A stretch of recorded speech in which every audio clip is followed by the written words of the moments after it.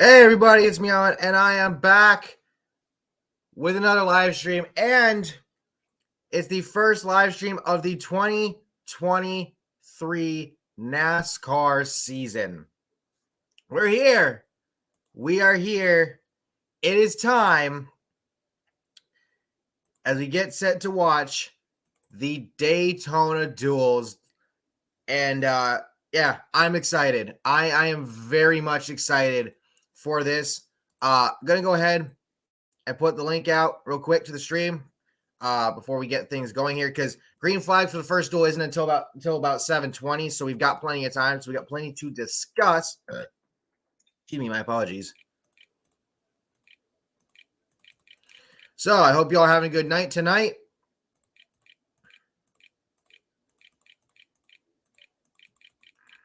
And we'll get on with the show. Put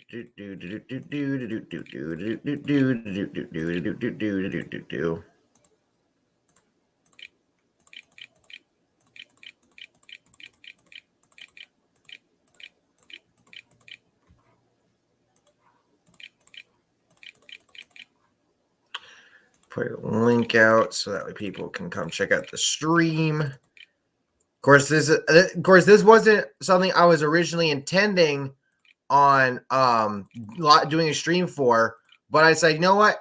Why not? Why not? Let's do it. Let's do it. Let's have some fun. And that's exactly what I'm here for. I'm here to have some fun tonight. So let's do this. Let us do this, because this should be fun. With that being said, again, we've got about 20 minutes or so before the first duel actually starts. So plenty of time to discuss some things. And there are I want to discuss before we get into the show. But I'm excited, man. If you go check out the predictions video I put out yesterday. Go check out the video I put out earlier tonight, Road to Revenge, the next portion of that series. Of course, make sure to watch all the previous videos if you haven't already. I would appreciate it. But with that being said, again, tonight should be a fun night to watch, just to see what happens, just to see if the duels provide us any chaos this year, which every now and again it seems to do so. Of course, last year, RFK Racing swept the duels with Buescher and Keselowski winning them. And speaking of sweeping, something that Hendrick seems to be doing. Hey, Jimmy, hello there. But something that Hendrick seems to be doing. They're gonna have two of their guys on the front row for the Daytona 500, assuming neither of them get wrecked in either of the duels. And Alex Bowman gets his 6th straight front row start, breaking a record that I think he can continue to build on, and it might stand for quite a while to come, which is absolutely insane to me. It is absolutely insane. So big shout out to him. I'm hoping it leads to some actual success in this goddamn race, because no matter how much these guys qualify near the front, it is so hard for the Hendrick guys to finish these races. It's actually insane. I'm not going to lie.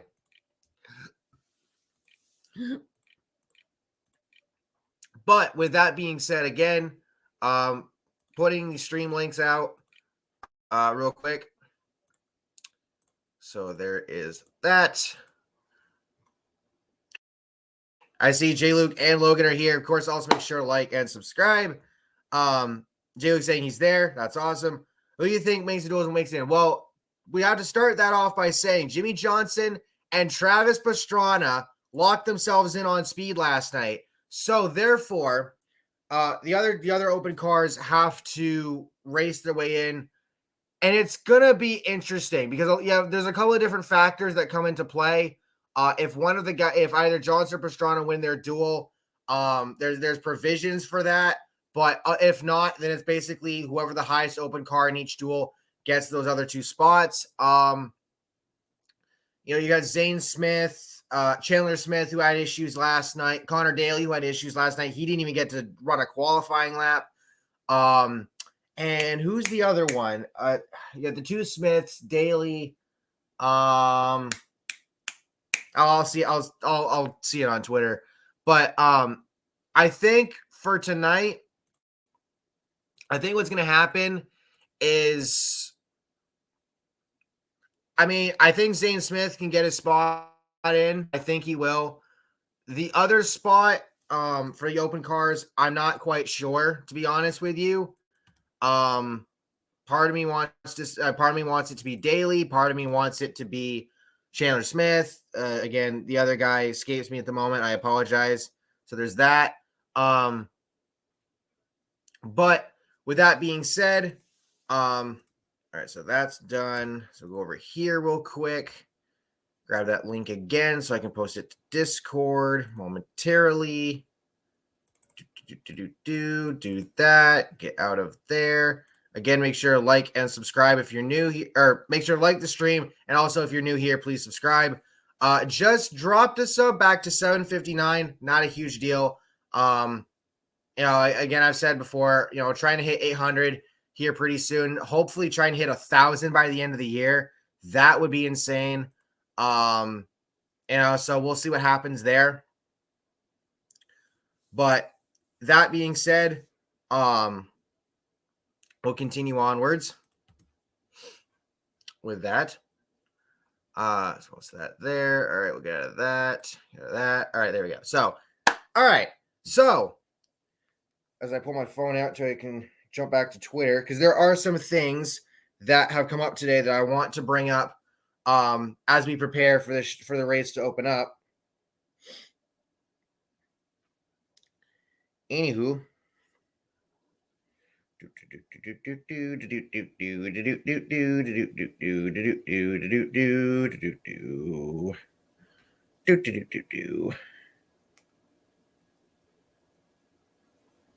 Yeah, this is crazy. So we've had 4 contract extensions announced since the end of last month.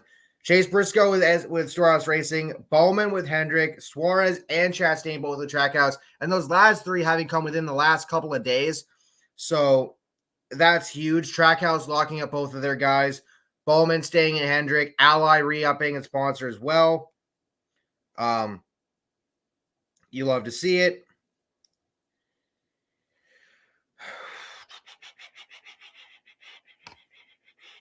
Gotta go find Puckris. Hold on. There we go. Okay. So let's see what we got here, shall we? So BJ McLeod to the rear for the second duel for unapproved adjustments. And the only car to the rear for the first duel would be Chandler Smith for fixing his electrical issue under impound. He was already at the back, so it doesn't really matter. Yes. So Johnson and Pastrana are both in the Daytona 500. Zane Smith is in if he's the top open car in his duel, or if Johnson or Pastrana are the top open cars in their duels. Or Austin Hill, that was the other one. Is in if he is the top open car in his duel, or if Johnson and Zane Smith, are the first in their duel, and Pastrana is first in his. Chandler Smith and Connor Daly have no choice. They have to be the top car in their respective duels to get in. Truck practice was earlier today, and Raja Caruth, shout out Raja Caruth. He topped truck practice today. Christian Eck is second. Jack Wood, yes, it's a meme name, but he's real, third.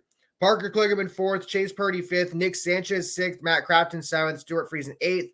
Corey LaJoie ninth. And Norm Benning 10th. Norm Benning for Glory to God Racing, owned by that fucker Tim Veens, 10th in practice. To be fair, as I did see somebody point out, it may not be an actual GTG car or G2G car or truck, rather. It could be a truck bought from another team. But even still, that's crazy. That's crazy that happened. All things considered. But anywho. So Parker said Ty Norris wouldn't comment on the length of Chastain's deal with Trackhouse, but says that Chastain's beard will be gray when it is over. LMAO. That's hilarious.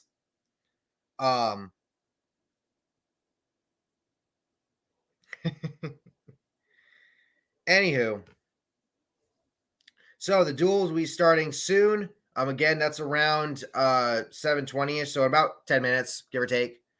But with that being said, again, and I'll get to the lineups soon. But again, I'm interested to see if we get any chaos tonight. I've said it already in some other videos as far as content that's coming up the rest of this week. Truck Series live reaction tomorrow night, Elimination Chamber live reaction on Saturday. I've got some diecast reviews that I'm going to post up periodically in between. I'm hoping to do a Daytona 500 race reaction. I don't know if I will because the race technically, or the race broadcast starts at 2:30, but I'm not sure when the green flag will actually drop, if that's at or around 3:00 Eastern, because I get out of work at 3, so I'd have to get straight home and start and watch the beginning of the race. So hopefully I'll get to. But with that being said, there's that. There's Elimination Chamber predictions, which will be tomorrow as well. So there's just a lot of content coming to the channel over these next few days. And I'm excited for that. And I'm hoping it reaches y'all and that we can get some big following out of it. I'd love to see that, guys, because you know me, I've said numerous times, I didn't think I'd make it this far, but I'm here now. That's what matters. And as far as I'm concerned, I just want to see the channel continue to succeed at this rate. And as long as it does that for me, then that's a big thing for me. So we'll see what happens tonight. Oh, Jesus, almost dropped my phone. But anywho, yeah, we'll just have to see what happens tonight. But tagging a few more people so they can see the stream. I think that should work. There we go. That's that.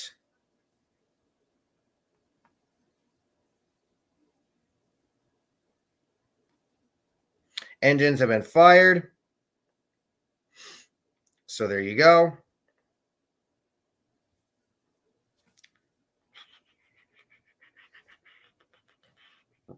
All right. Let me go back. God damn it. Let me go. Come on, Twitter. Don't fuck with me here. Goddamn. Whew. There we go. Let me go back to Pockers real quick so I can see what the lineups are going to be.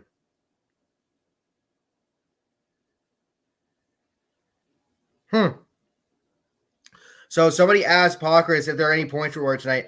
And there are points on the line tonight in the duels. The top 10 earn points on a 10-to-1 scale. So you finish first, 10 points. Second is 9th, 8th, et cetera, et cetera, et cetera. So interesting. I don't know if that's been a thing before. I don't know if that's new. If it's not new, let me know.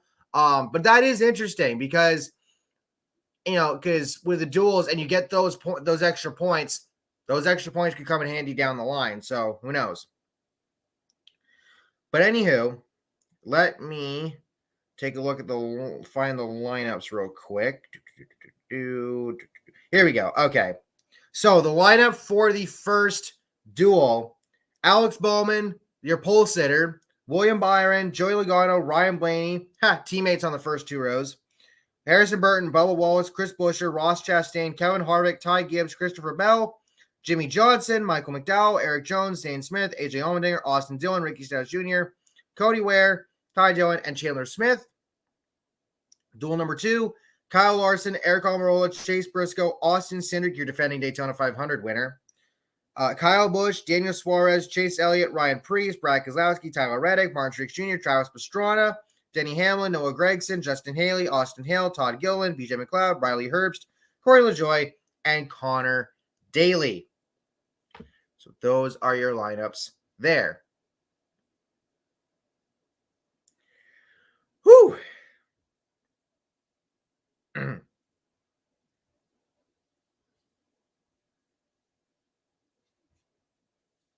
going to set that aside for the moment.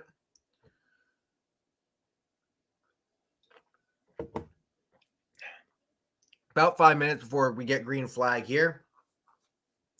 But yeah, so I don't necessarily know who I'm picking to win the duels. Obviously, the main thing, if you're Bowman or if you're Larson, you have the front row locked down because on speed from last night. Jimmy and Travis, you're locked in based on speed. For the four of you, essentially, you just have to make it out of these duels unscathed. Don't get caught up in somebody else's mess. Don't do something stupid to have to go to a backup car and fuck up your starting position going into the 500 on Sunday. For everybody else, it's a battle to see who will line up where on the grid. So, of course, one duel sets the inside, one duel sets the outside. And it should be fun. And again, I'm interested to see if any chaos happens tonight. But it's all about starting position. And going into the Daytona 500, starting position is relatively critical. But because of the chaos of the race and the chaos of Mother Nature that we've seen in plenty of recent years with Daytona, it doesn't necessarily seem like there's going to be any chaos this year with Mother Nature. Thank God. But of course, anything can happen. We'll just see what happens. But obviously, one of the main stories is Jimmy Johnson's return to NASCAR. He's running a limited schedule this year. It was the third car for Legacy Motorsport for Legacy Motor Club. And being a Jimmy Johnson fan, I'm so happy to see him back in NASCAR. Things just feel right again. Everything feels right again with Jimmy Johnson back in NASCAR, back in a Cup car. It would be incredible if Jimmy somehow managed to win the Daytona 500.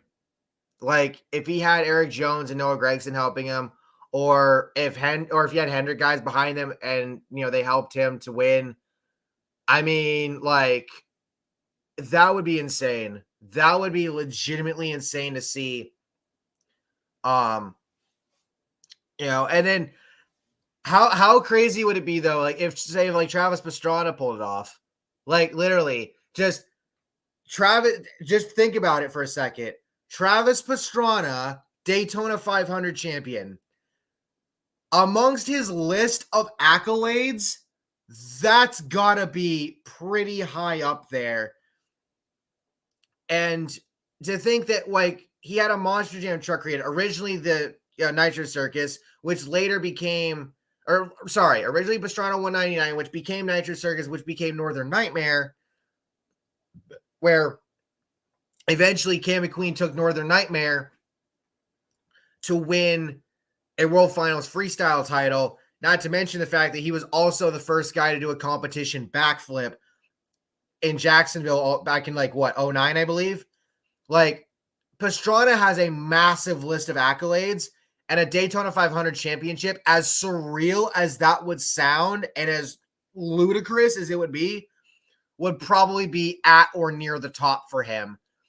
It almost makes me want to see it. I'm not kidding. It makes me want to see it happen just for the fact that just for Travis to potentially win a Daytona 500 title in like his first Daytona 500 start. He's already locked in on speed, man. So like, what the hell? Why not? Let chaos reign. Why not? Why not? Literally, why the fuck not?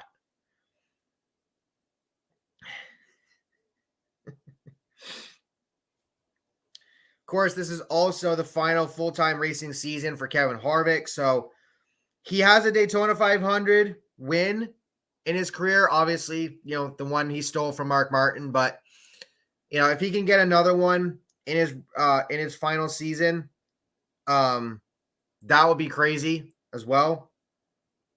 But, yeah. And as Jonathan Feld noted, Ford has won 7 of the last 10 dual races.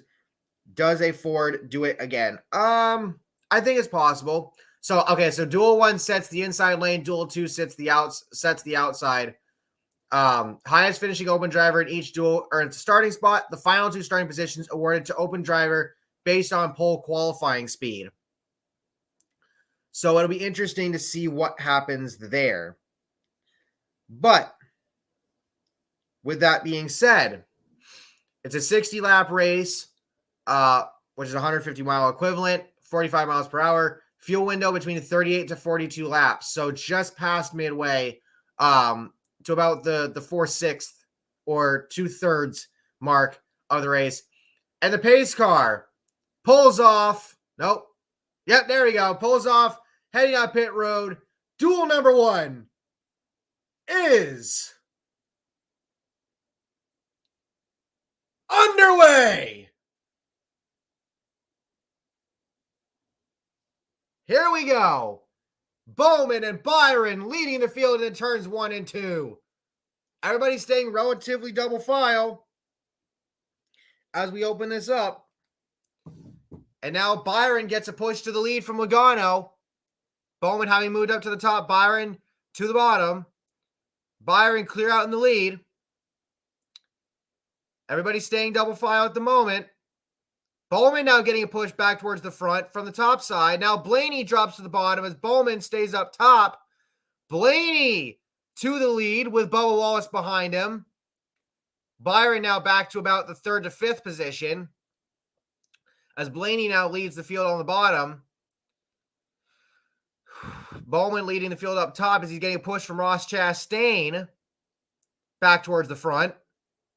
And now Bowman moves up to the top. So yeah, you can tell he's either creating a third lane or he's dropping back, but AJ Allmendinger's up there. So Allmendinger will pick him up, but not the smartest move as Bowman's now dropping to the back to get the fuck out of there and get away from the front, get away from the chaos. He's got the car to, he's got the pole position locked up.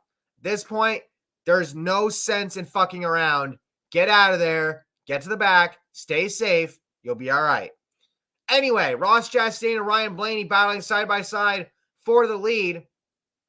Wallace behind Blaney, Gibbs behind Chastain as they continue to run double file. Bowman's actually lost the pack, to be honest with you, which is a little bit crazy, but everybody's remaining double file for the most part. Not really for the most part, they just are. Blaney and Chastain playing battle for the lead here.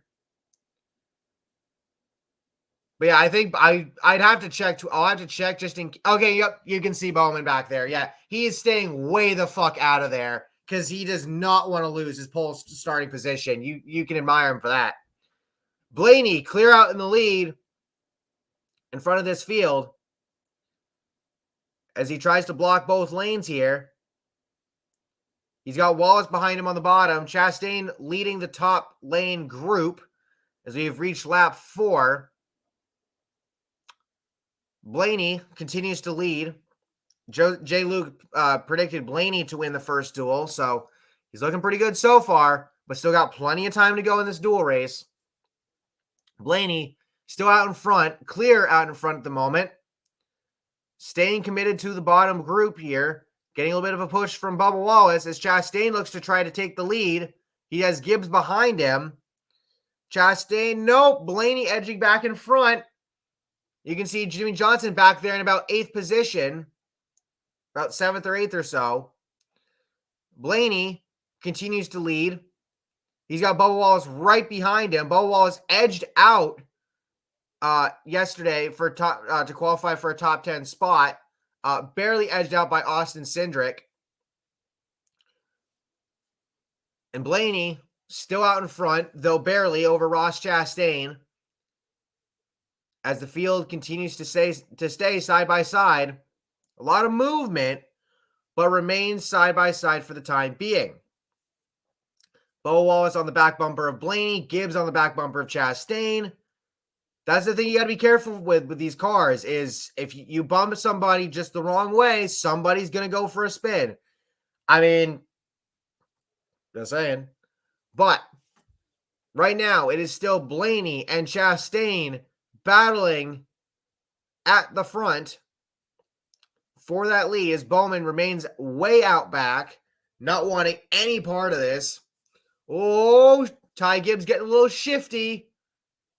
A little bit of back and forth action, but everybody keeps it straight And Blaney remains out in front. Chastain still challenging, though.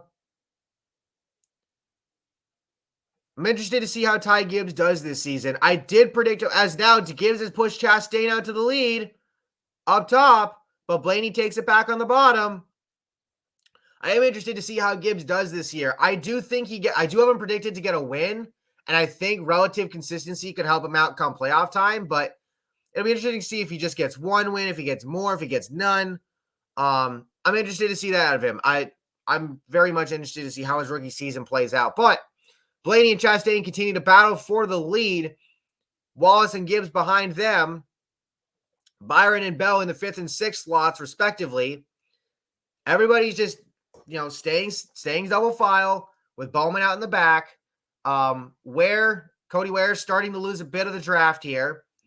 Chastain pushed back out in front, but cannot clear Blaney as Blaney makes the ground back up on the bottom. If Chastain's going to try to get down to the bottom, he needs a massive push coming from behind from Ty Gibbs to do that. But right now the bottom is king, and it almost looked like McDowell and somebody else in the back was looking to move into the middle, but everybody keeps it double file right now. And now Blaney is clear out in front. He moves back down to the bottom.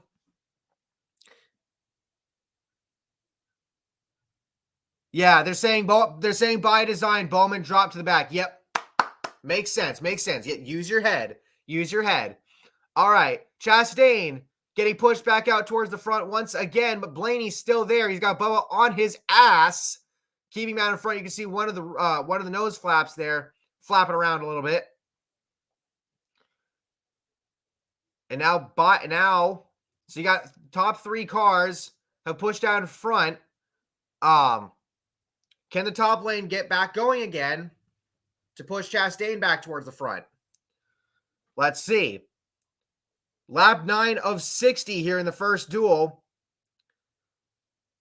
Right now it's Blaney in front. All right, so now it seems like there's a bit of a breakaway here. Nick Rowdy, sup? Good to see you.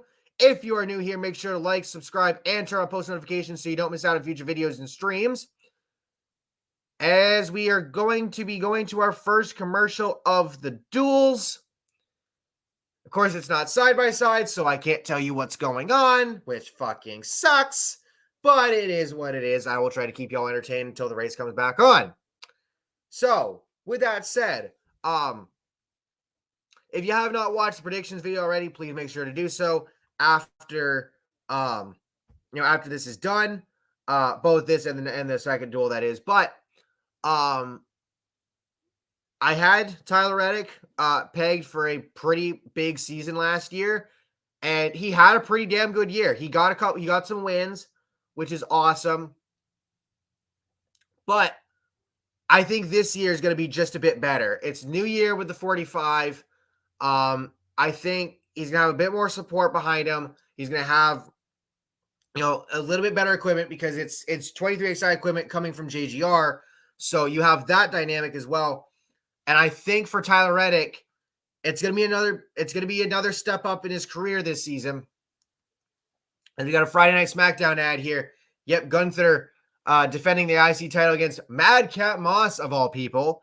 No disrespect. And Ronda Rousey returns as well. Of course, this is the Go Home SmackDown before Elimination Chamber on Saturday night in Montreal. I fucked that up. Montreal. Yeah, no, I can't do it. I can't roll the R in the process of saying Montreal. Sorry.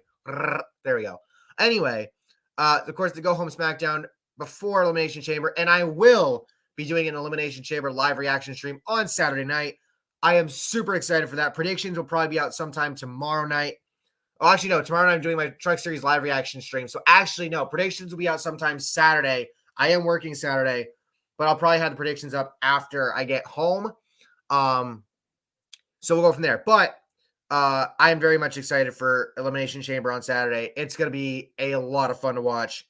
And I am praying for Sami Zayn that Roman spares him some mercy because, oh my God, Roman Reigns is going to freaking destroy him. Oh boy.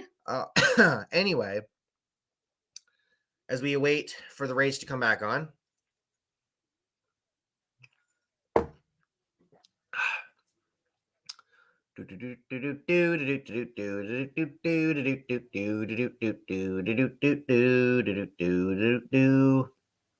Yeah. Come on.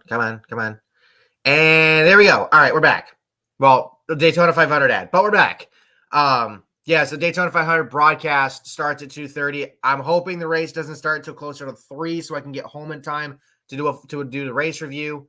But anyway, as you can see, the field has gone single file at this moment, which honestly makes sense. You don't want to tear up your stuff. So we're at lap 13. Ryan Blaney still in front. Bubba Wallace second. William Byron third. Joey Logano fourth. Harrison Burton fifth. Chris Buescher in sixth. Kevin Harvick in seventh. Michael McDowell eighth. Ricky Stenhouse Jr. ninth. And Zane Smith, the top open car right now, in 10th. Chastain 11th. Austin Dillon 12th. Chandler Smith 13th.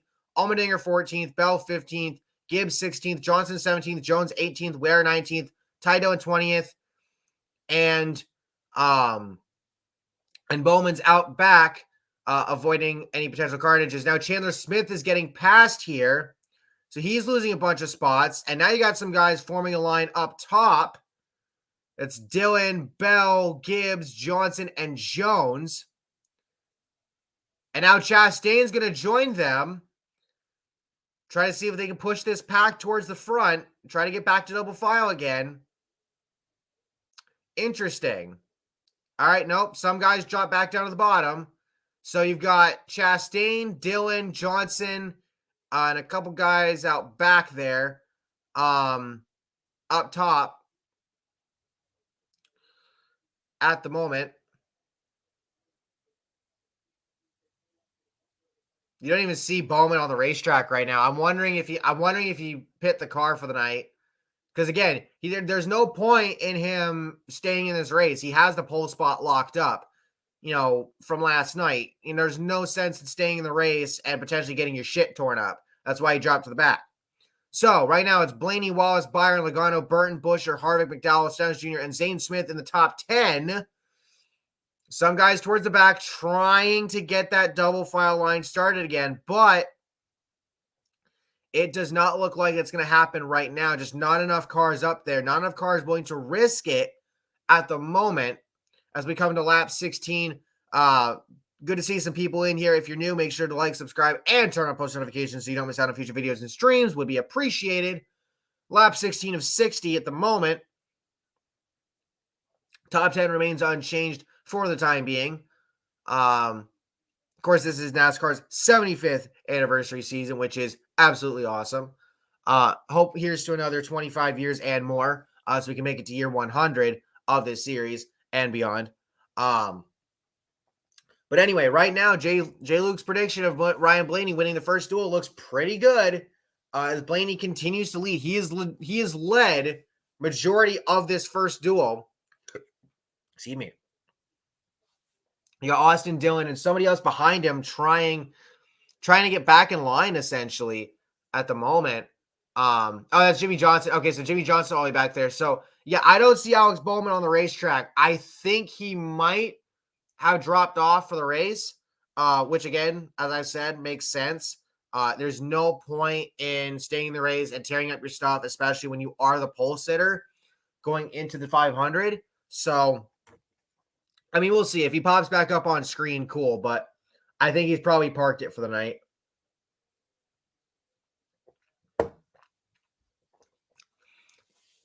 As we currently remain single file, coming to lap 18.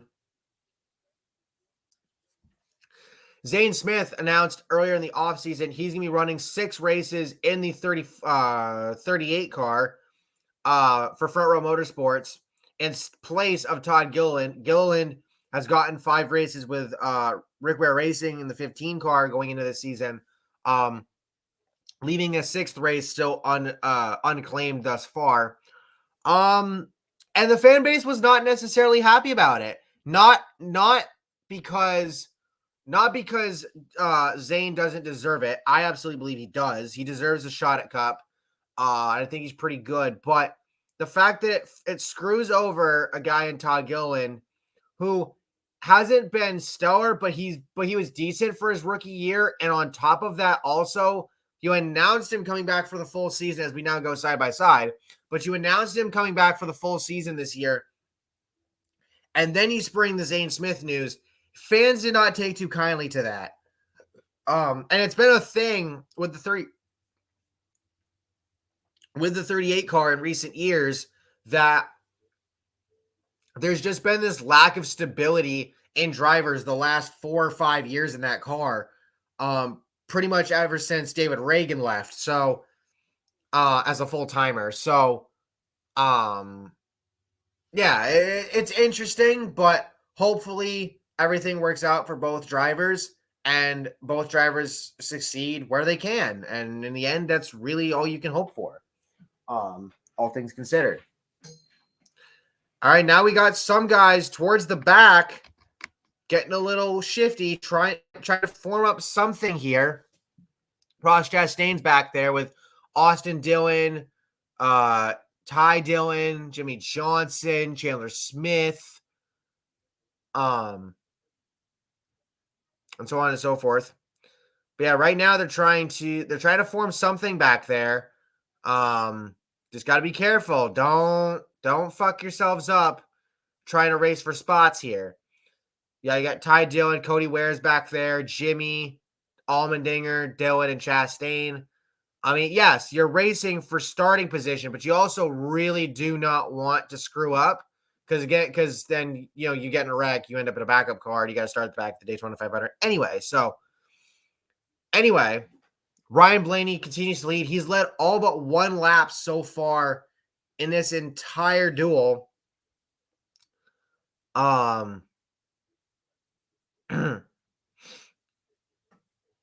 Anyhow,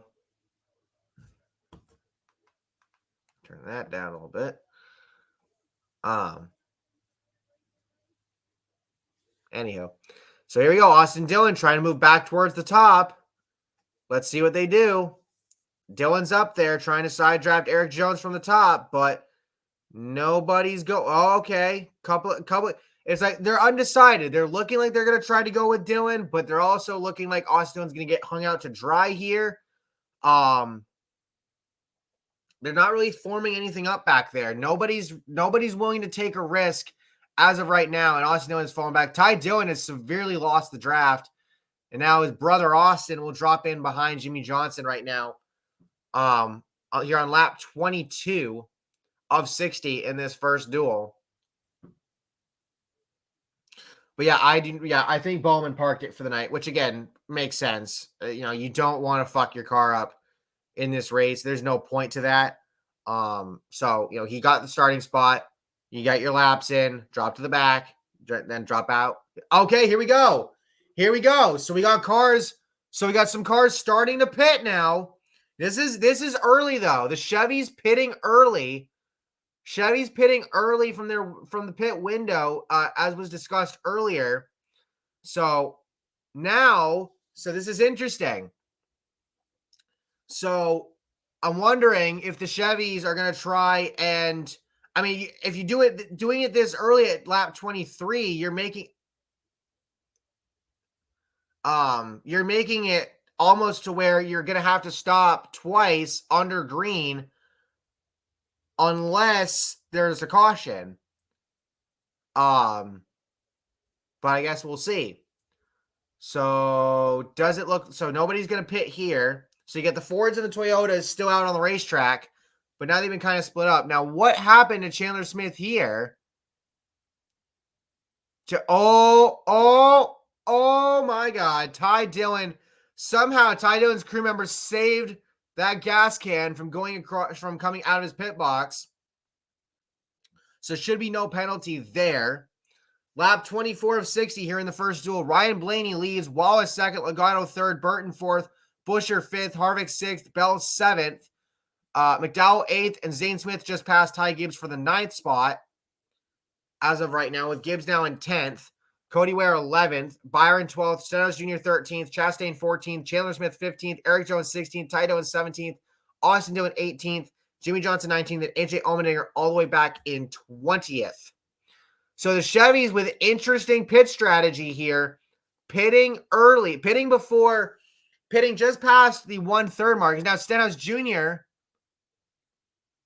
moves out of line with the Chevys as here comes the lead pack running up on him. So Stenhouse Jr. dropping back some spots here. But here comes the leaders. Now, of course, if the leaders lap the Chevys will get their lap back once these guys start pitting as well. But again, I'm just not so sure with that strategy, with that pit call. And now Bowman's, okay, they're now saying Bowman's 20th. So Stenhouse Jr. has dropped to dead last. Again, I don't see Bowman on the racetrack, so, ooh, this is interesting. Interesting. Well, I wonder what's going on with Stenhouse Jr. here. Interesting. All right. So anyways, we continue here. Lap 26 of 60 as we get a bumper shot from Harvick here behind Buescher. Chastain and Chandler Smith swapping back and forth from 13th and 14th, respectively. So now that the Chevys have made their move, when do we see the Fords pit? When do we see the Toyotas pit? And Chandler Smith has come back down pit road.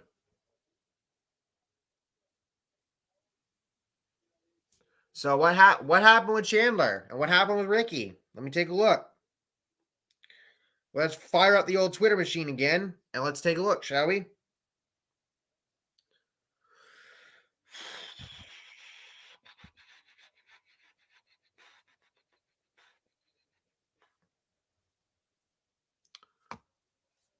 Let us take a look.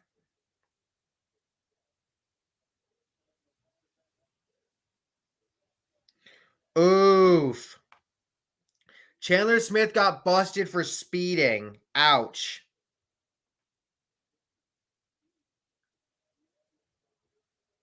That's a rip.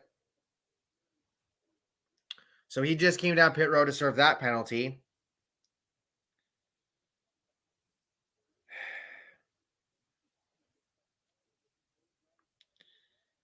Oh, and Stenhouse Jr. also got busted for speeding. So that's what happened there, I think. That's what it looks like.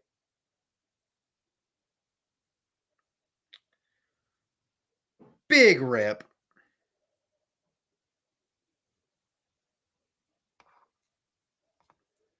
Big rip.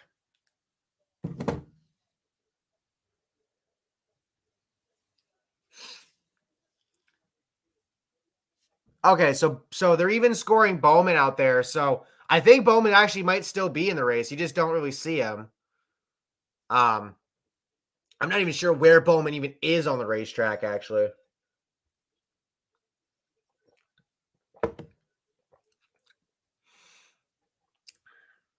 So again, oh wait, hold on. Yep, okay, I see him. He's at the back of the pack that the leaders are approaching right now.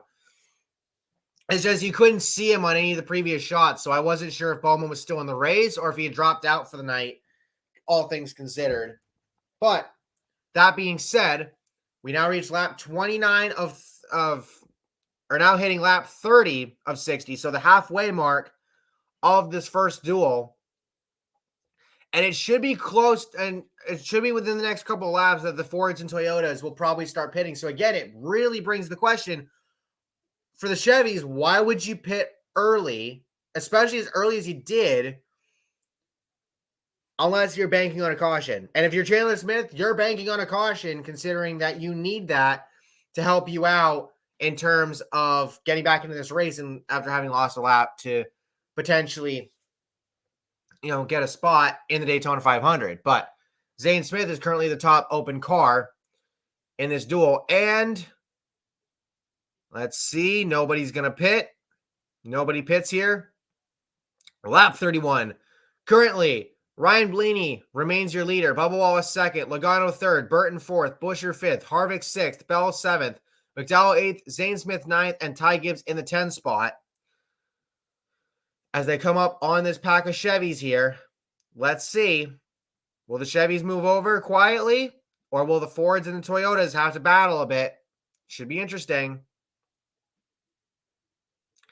Also, we'll see when these guys decide to pit here as well.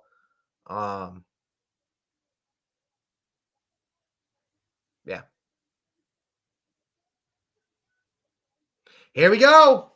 And now the Fords and Toyotas are going to pit together. And they were just talking about with Bubba Wallace's team. When Blaney comes down to pit, we're pitting. Well, here we go. Fords and Toyotas pitting with 30 to go.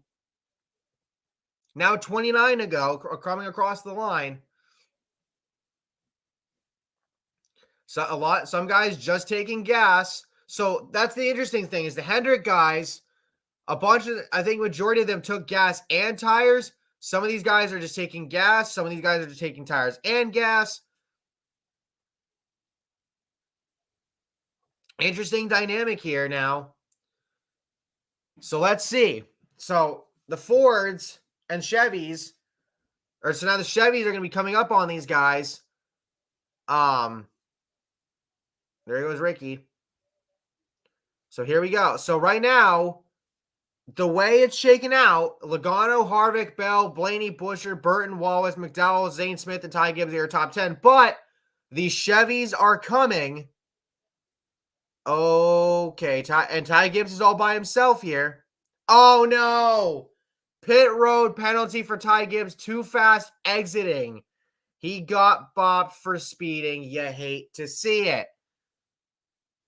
Of course, Ty Gibbs, Cup Series rookie. He's young. He'll learn. But Ty Gibbs will have to come through here for that penalty. He won't go lap down yet because, again, you have the Chevys trying to catch the Fords and Toyotas, so he should be okay. But that said, it's still a costly penalty nonetheless. Joining Ricky Stenhouse Jr. and Chandler Smith having suffered the same penalty. So now that puts William Byron in the 10th spot as he leads this field of Chevys to try to catch the Fords and the Toyotas as we move along here. And now Blaney and I believe that's Busher going up to the top, and we're going to the commercial, aren't we? And it's not going to be side by side, is it? And yep. All right, full screen commercial. God damn it. See, Fox, this is one of the L's that you keep taking. You need to invest in doing more side-by-side commercials, God damn it.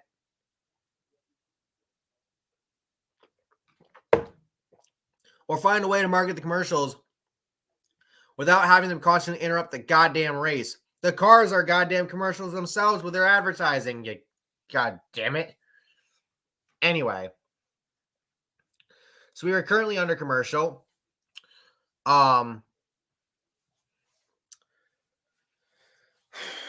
Yeah, I mean, the duels aren't necessarily anything special. I think nowadays it's you're racing for a position and you're starting position in the 500, and you might as well just play it safe. But we know that it gets towards the end of the duel, and that's when it's going to get a bit more chaotic.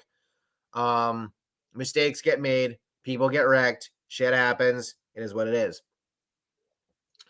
But with that said, it's now a question of, well, who's going to be the one to cause that chaos? So, yeah. Anyhow, currently under commercial. If you're new here, again, make sure to like, subscribe, and turn on post notifications so you don't miss out on future videos and streams. I would appreciate it. So there's that. Not a whole lot to say right now in terms of, because oh god damn it, almost dropped my phone. Can't be doing that. Cannot be doing that. So let's go ahead, take a look again at what's going on here on the Twitters.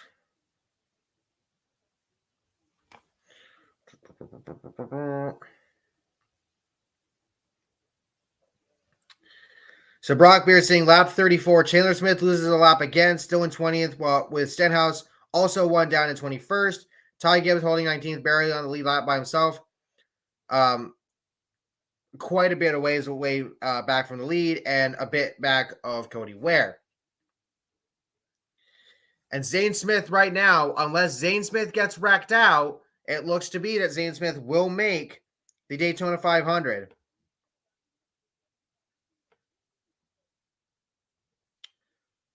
So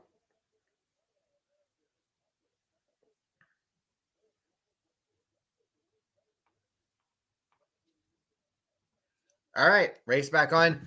Truck Series race tomorrow at 7:30. So again, y'all make sure you're here tomorrow night for that live stream. And here we go. So you got some of the Fords and Toyotas up here. Chevys shouldn't be that far behind at this point. They kind of are, but kind of aren't. There they are. So now Chandler Smith getting passed here by a couple of cars. Right now it's Logano, Harvick, Blaney, Buescher, Bell, Burton, Wallace, McDowell, Zane Smith, and William Byron leading. Stenhouse Jr. is 1 lap down, and Chandler Smith is 2 laps down at this point in time, or he might just be 1 lap down. Either way, not having a good night so far. 23 laps to go in this duel. As things continue on, the Chevys should start catching the Fords and Toyotas here at some point.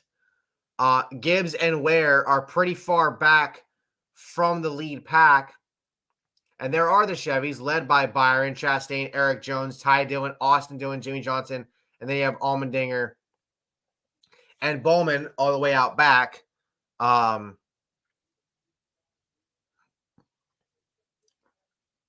22 laps to go in the duel. Ooh, excuse me. Goddamn. Let us see. About 8-second or so gap between the lead pack and the Chevy pack.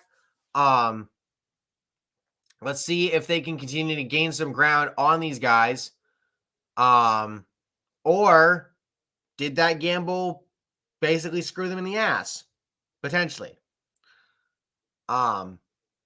But it does look like the Chevys are slowly gaining ground on the Fords and Toyotas.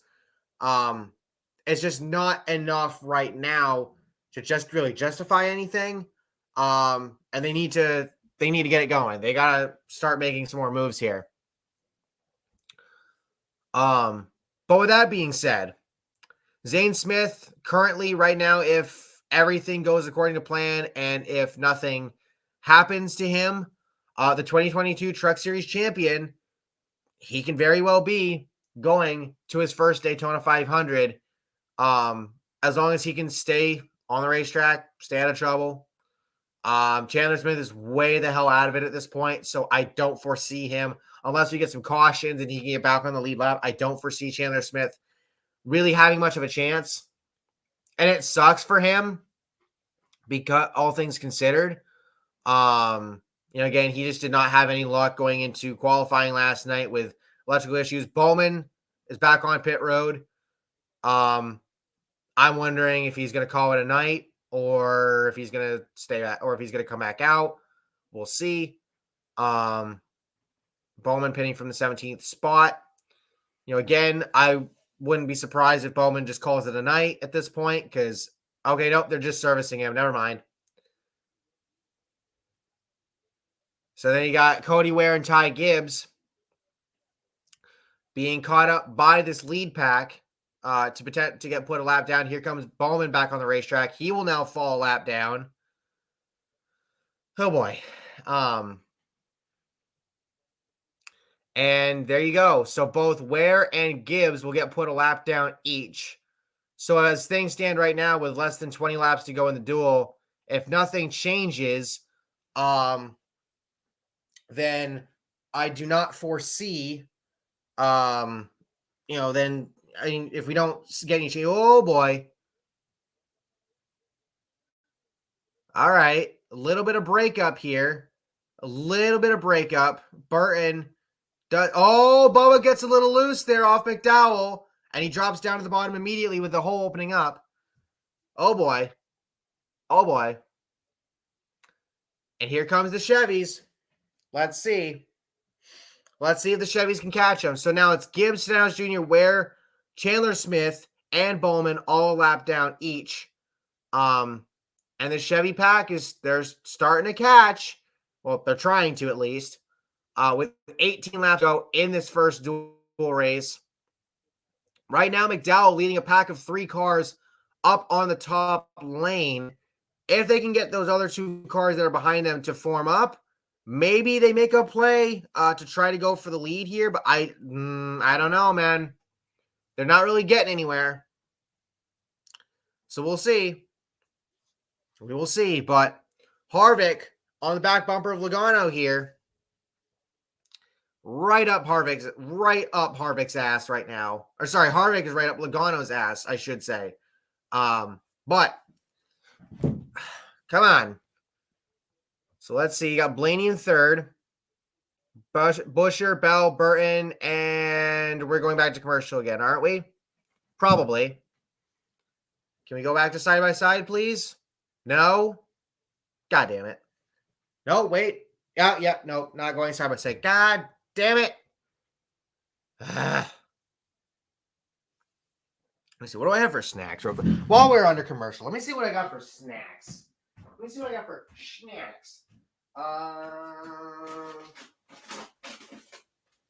Yeah, why not? Why not? Chips.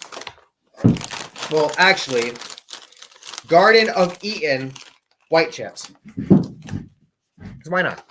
Why not? I'll pass the time, especially while we're on a commercial. But see me?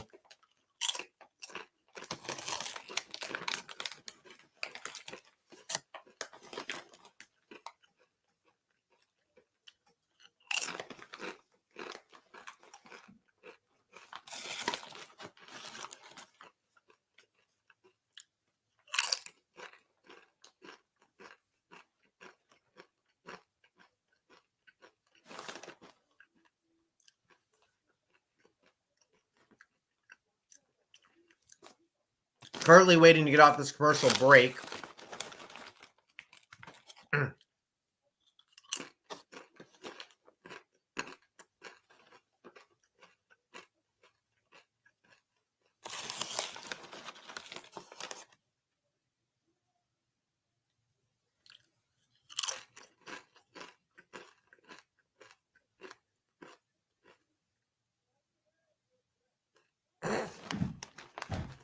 Okay, that ad was a bit funny, not gonna lie.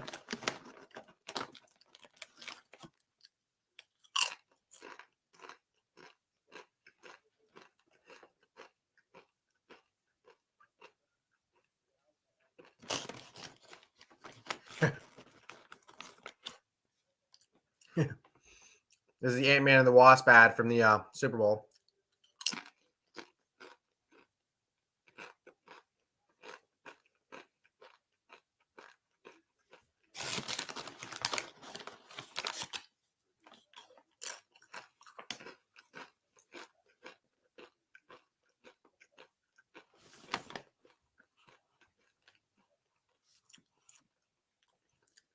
All right, and we're back. Well, almost, but we're back.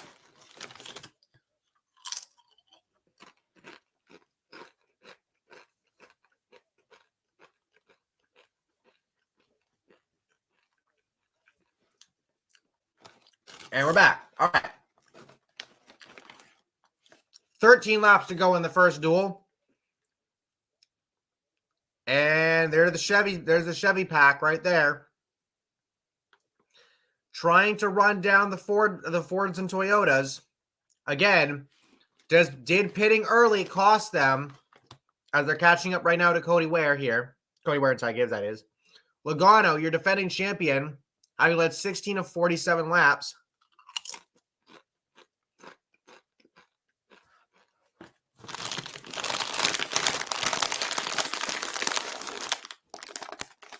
Harvick up Logano's ass at the moment. Really, it's just going to take a mistake from these guys to get the Chevys back up closer to them. And you got 12 laps to go here in the in the duel. I almost said stage. Logano, Harvick, Blaney, Buescher, Bell, Burton, Wallace, McDowell, Zane Smith, and William Byron, your top 10 as of right now. As Byron continues to lead this second group of the Chevys. Almost 9 seconds back of the lead pack. Or almost 9 seconds back of Logano, I should say. relatively speaking. So we'll see. 11 laps to go in this first duel. And again, unless the Fords make a massive mistake, that's the only way this is going to change anything to potentially get the Toyota the Chevys back up there. But if the Fords and Toyotas stay single file like this the rest of the way, Logano should have this in the bag as of right now. But we'll see. Does Harvick try to, get past Logano to improve his starting spot? Would be third instead of fifth because this does set the inside line. So we will see. But anywho, 10 laps to go here in the first duel.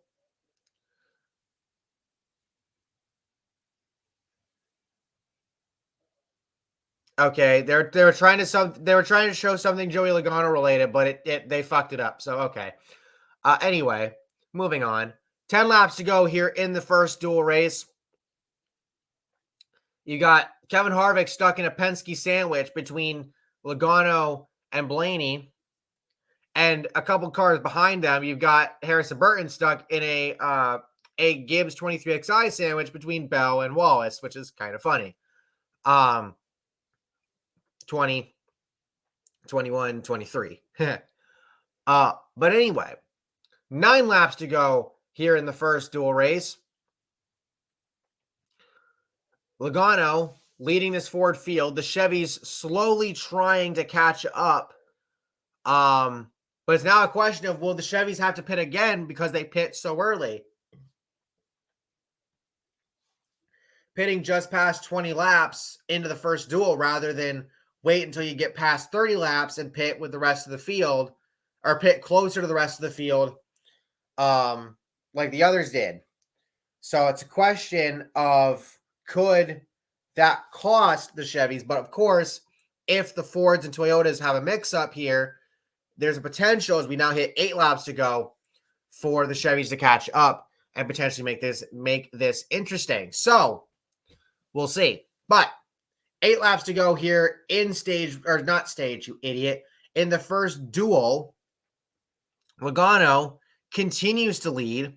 Harvick in second, Blaney third, Buescher fourth, Bell fifth, Burton sixth, Wallace seventh, McDowell eighth, Zane Smith ninth. Zane Smith, the top open car in this race. So it looks to be that he will be going to the Daytona 500 based on that. And they get Byron, the leader in the Chevy field, in the 10th spot. Ty Gibbs having dropped out of the top 10 earlier due to a pit road speeding penalty. And now we have 7 laps to go in the duel. So uneventful for the most part, but that's not necessarily a bad thing in this race. There's potential for chaos in the second duel. We'll see. But with 7 laps to go, there's also the potential for chaos here. Does Harvick try to make a move on Logano for the lead? Does anybody join him? That's the question. You got Ricky Stenhouse Jr. in here amongst this pack, but he is a lap down, so his position does not matter at this time. Zane Smith started 15th, currently in the 9th spot at the back of this pack. And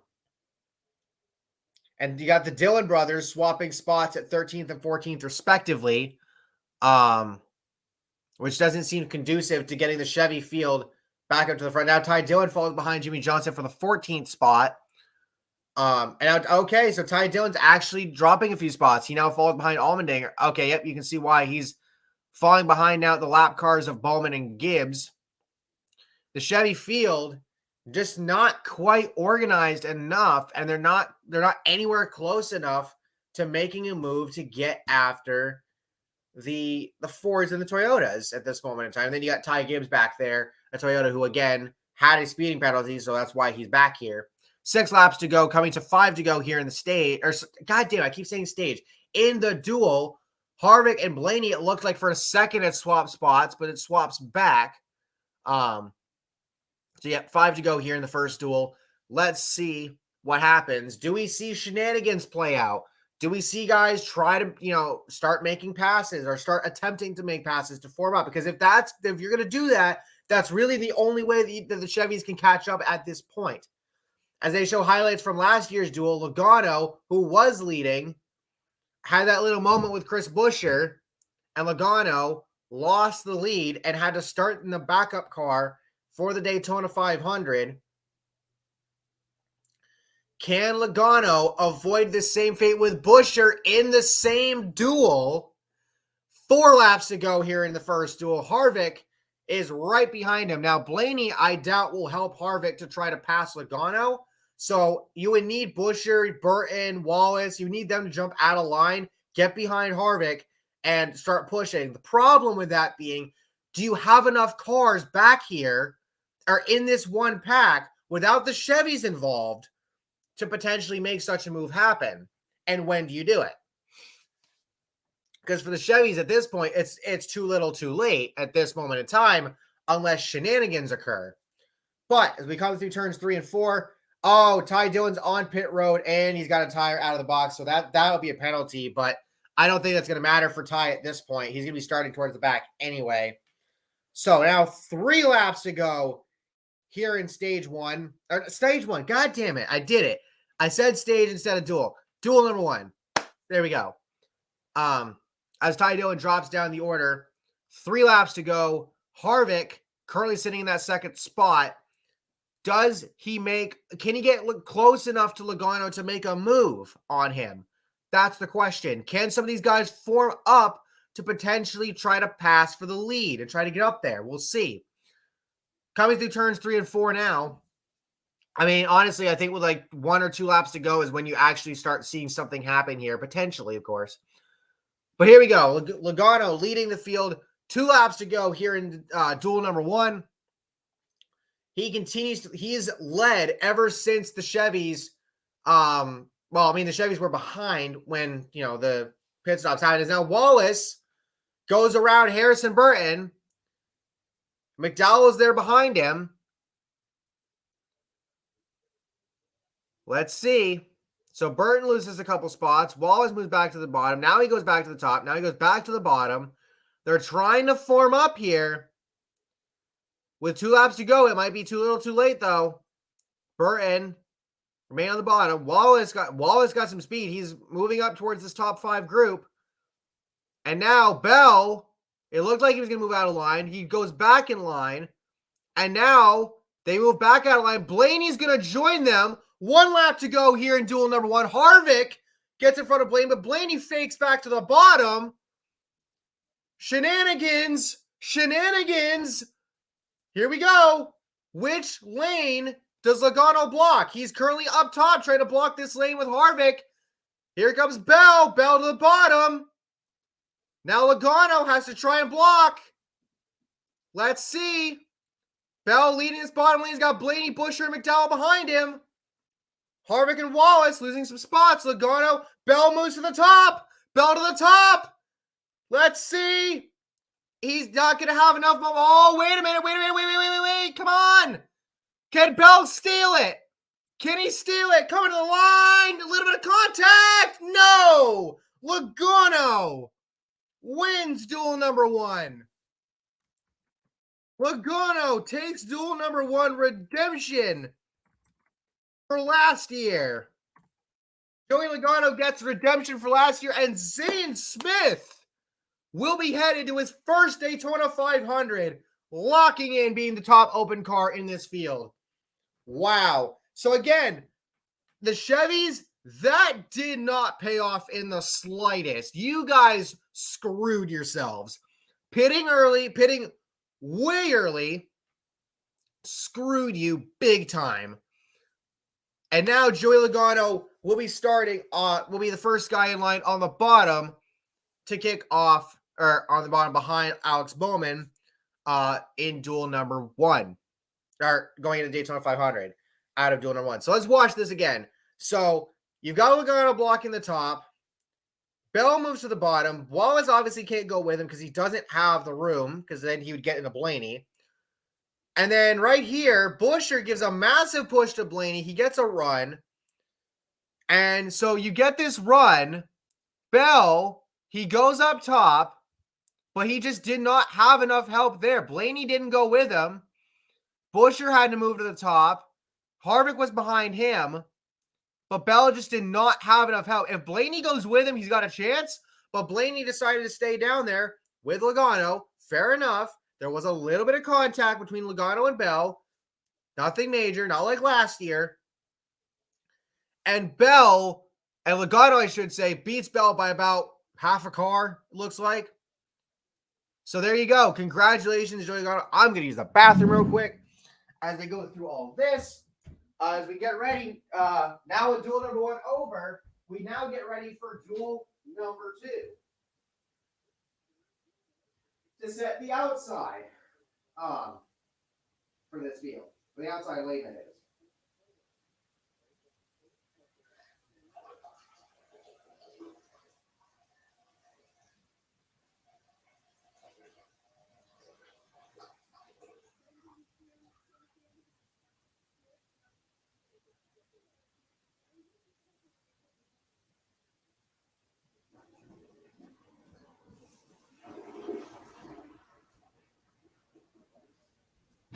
All right, that's done.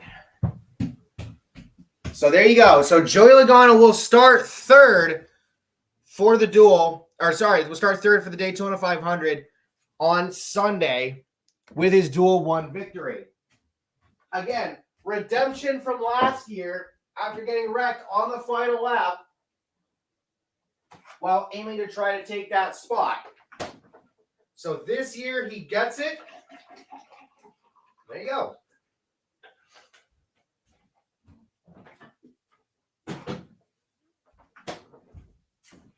Get some more juice here.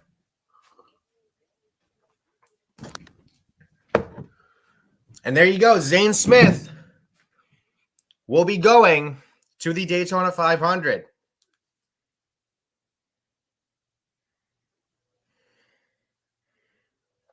So your defending champion, Joey Logano, off to a pretty big start to open up the season. Whew.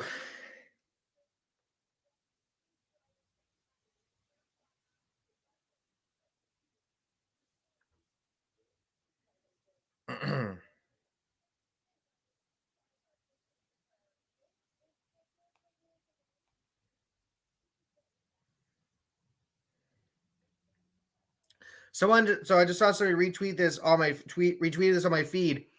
Dale Earnhardt Jr. won his duel race in 2015 after starting in 25th. This is the furthest back a driver's ever started to win their duel. Jimmy Johnson started 24th in 2010 when he won his, barely beating out Kevin Harvick in the process.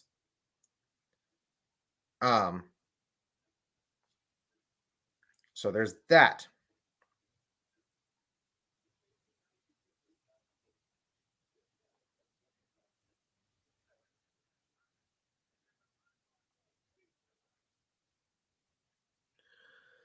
Whew. NASCAR will start a 25-minute clock after the victory interview concludes for duel number 2.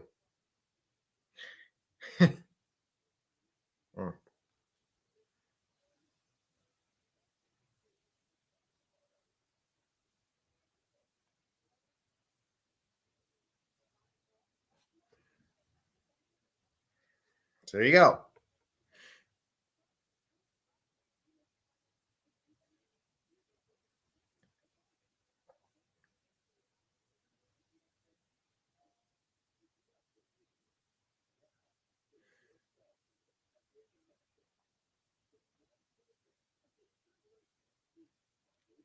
So this is actually Zane's second career Cup start. Oh yeah. Brock Beer pointed out.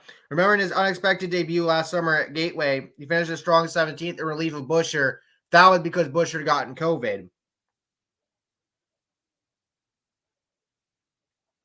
Yeah, so duels are worth the same points as stages, 10 to the winner, 9 to second place, and so on. So Logano gets 10, the defending champion gets 10 bonus points to kick off the season right out of the gate, as will whoever wins the second duel as well.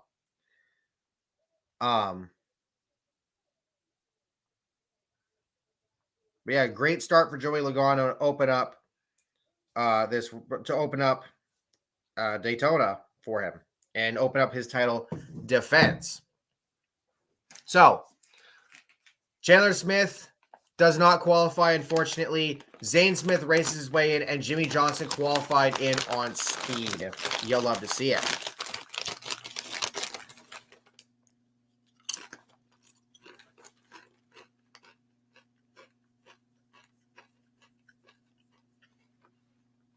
So,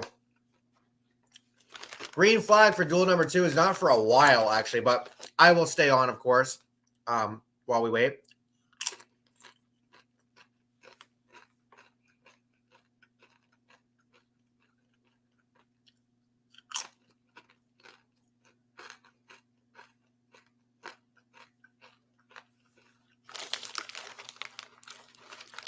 But a great start for Zane Smith's season because, again, remember, he'll be making 6 starts in the Cup Series in place of Todd Gilliland this year, which, I mean, I said my piece on it earlier. Fans weren't necessarily happy about it, not because of Zane, but because of the way Front Row Motorsports went about it, announcing that Todd Gilliland would be back for the full season. And then now this happens. So there's that.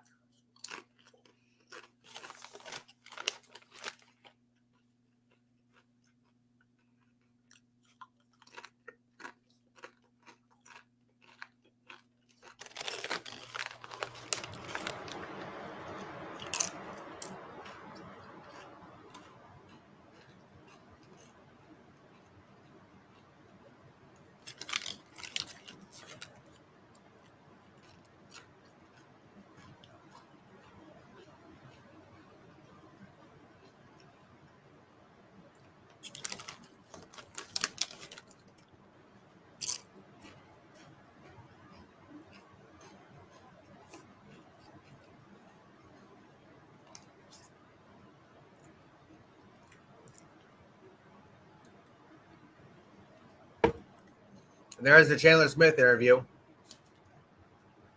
I do feel bad for Chandler. You know, again, and this is why NASCAR needed to have practice ahead of qualifying last night, because here's the thing. Chandler Smith, his team had electrical issues. That's what fucked him over last night. And then Connor Daly was the oil line thing. You know how you figure that out ahead of time and get it fixed so you don't have to worry about it? If you have goddamn practice, even for an hour. Like, it doesn't have to be this immense amount of practice like we used to have, but like for an hour. Come on, NASCAR. Get your heads out of your asses, please.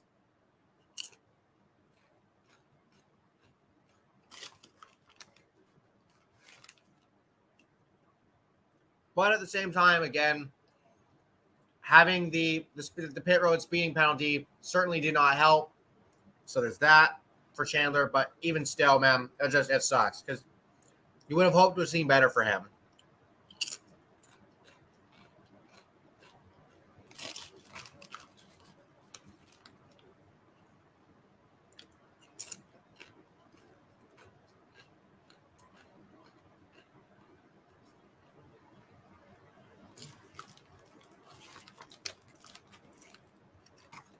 But anywho.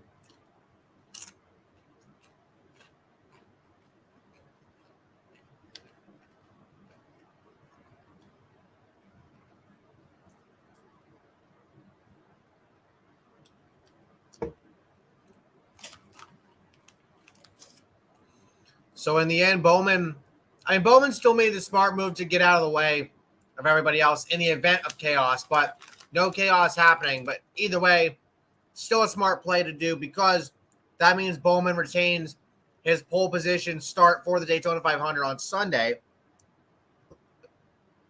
And now we get to see what Kyle Larson will do in the second duel to try and do the same.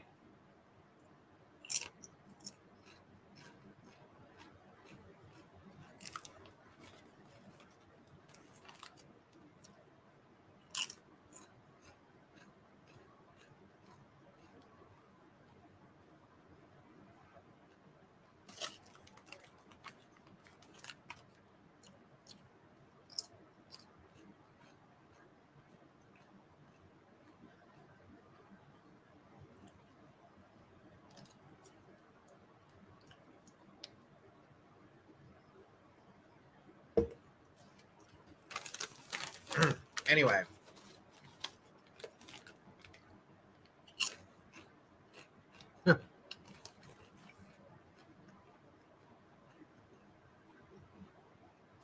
The Coke Zero Sugar, need to try it first ads. Jesus Christ, bro.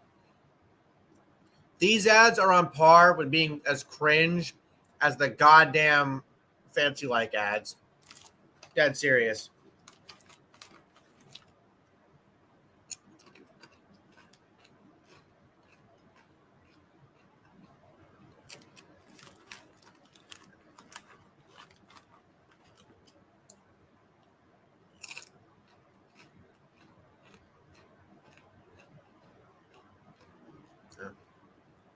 All right. So here's a replay of what happened on that last lap. Again, I think if Bell had someone right behind him that was in closer proximity, or if Blaney went up with him when he had the chance, I think Bell could have taken the win in the duel away from Logano. But that did not happen. So Logano will start third. Bell will start fifth. Again, this sets the inside line for the 500. So the outside will be fourth, sixth, et cetera, et cetera.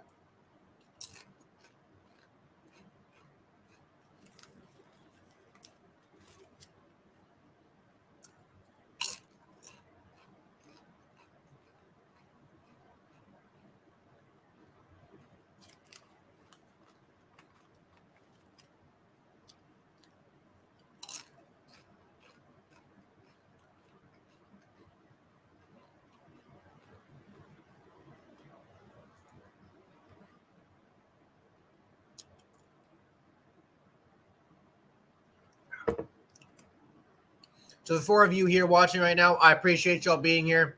I thank y'all for sticking around through this little lull period as we await the beginning of the second duel. If you are new, make sure to like, subscribe, and turn on post notifications so you don't miss out on future videos and streams, as there's a bunch of content coming out in the next few days. So I'd appreciate if y'all would subscribe. Helps out the channel.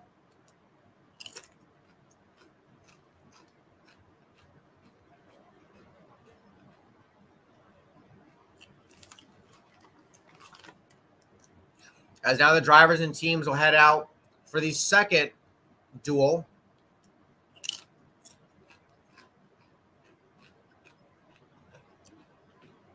Or rather, they're heading out to shut up, I should say. Sorry.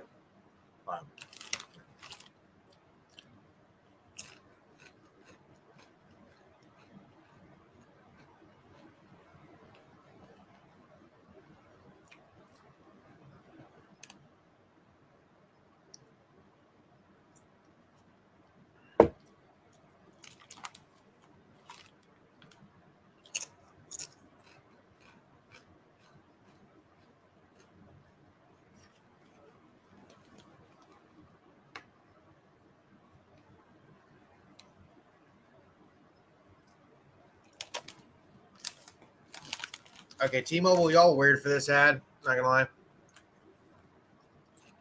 Where am I?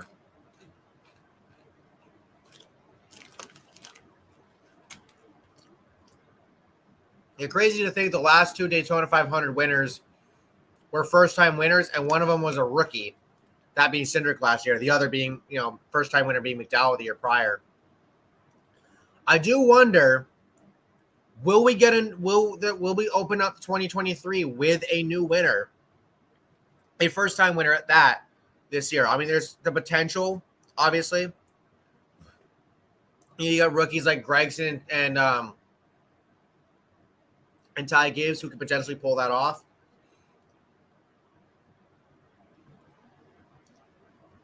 Me personally, if you saw my predictions video, I did pick Bubba Wallace to win the 500 again, because he came so close to winning it last year.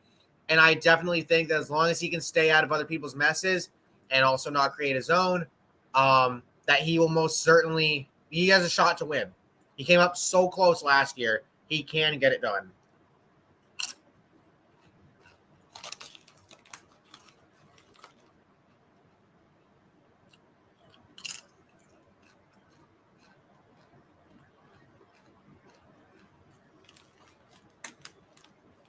So we'll see.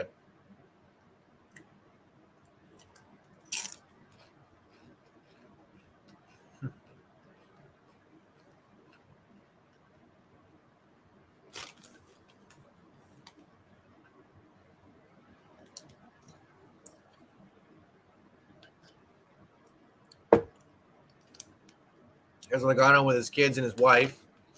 Love to see it. So the open cars for the day for the second duel: Travis Pastrana, Austin Hill, Connor Daly. Of course, Travis Pastrana is in on speed, which is crazy to say. So he does not have to worry necessarily about this qualifying as long as he doesn't get caught up in somebody else's mess, of course.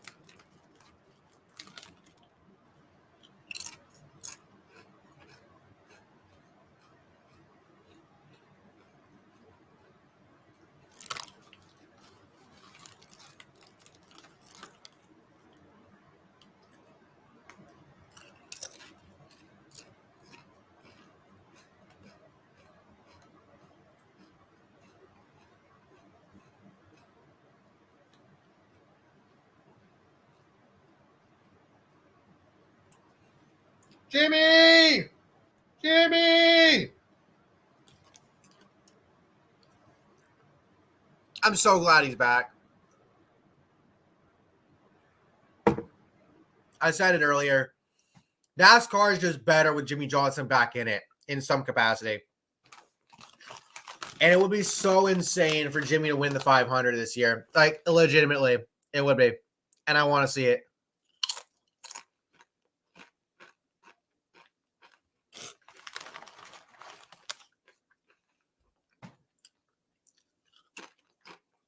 Ow. It kind of hurt. Well.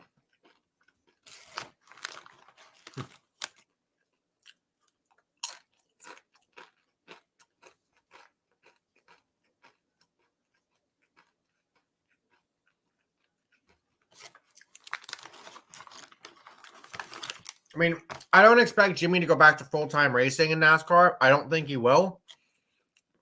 But the fact that Jimmy's back in NASCAR, and honestly, I think his time in IndyCar, IMSA, things like that, it was a rejuvenation for his career. Because obviously, the later stages of his NASCAR career, at least as a full-time driver, I mean, you have the infamous wreck at Pocono, the incident at the Roval where he had a shot to win and then backed it into Martin Truex Jr. because he overcooked the corner.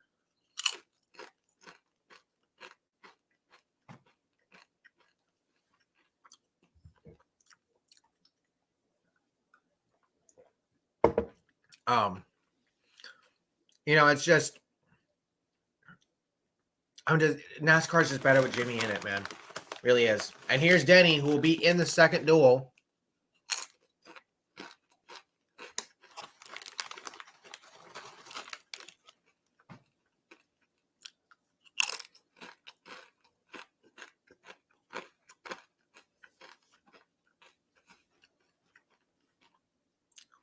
Denny actually starts deep, or about mid-pack, I should say, in the second duel field, 13th to be exact. And there's his teammate, Martin Truex Jr. in the background.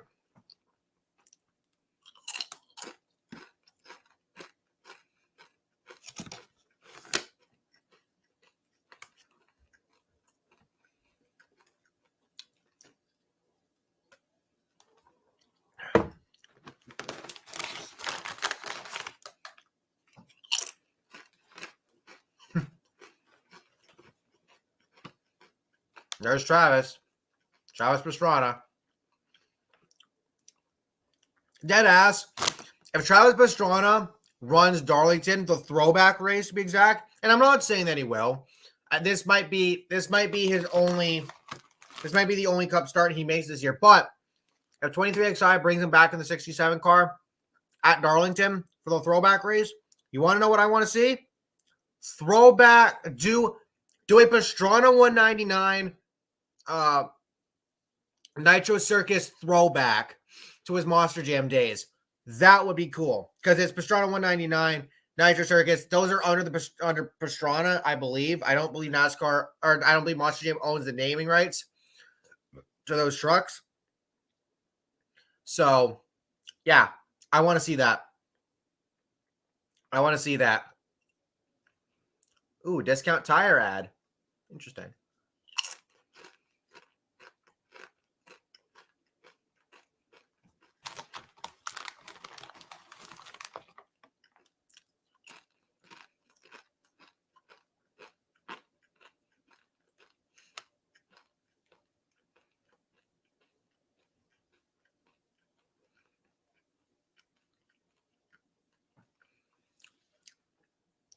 Or, well, what would be cool is if Bubba Wallace and Tyler Reddick ran throwbacks.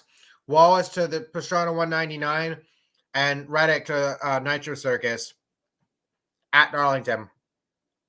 We need to see more crossovers. We really do. We need to see more because we're getting to a point where eventually people are gonna run out of throwbacks to run in NASCAR related throwbacks. So please, can we do some goddamn throwbacks to other motorsports? That would be nice. Like, for example, I'm clamoring for this from RFK with having the Castrol sponsorship. Run John Force throwbacks. That would be fucking awesome. Dead ass. That would be cool. I want to see that. I want to see some goddamn John Force throwbacks in NASCAR. That'd be cool. You know?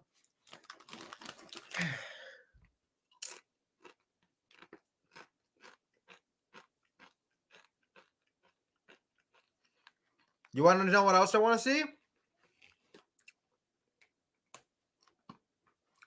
I want to see more partnership between WWE and NASCAR.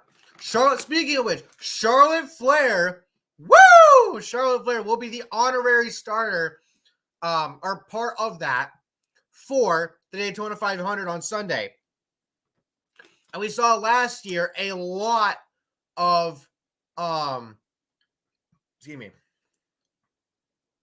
And last year we saw a lot of WWE stars, or a pretty solid number of WWE stars, make appearances within NASCAR across the year.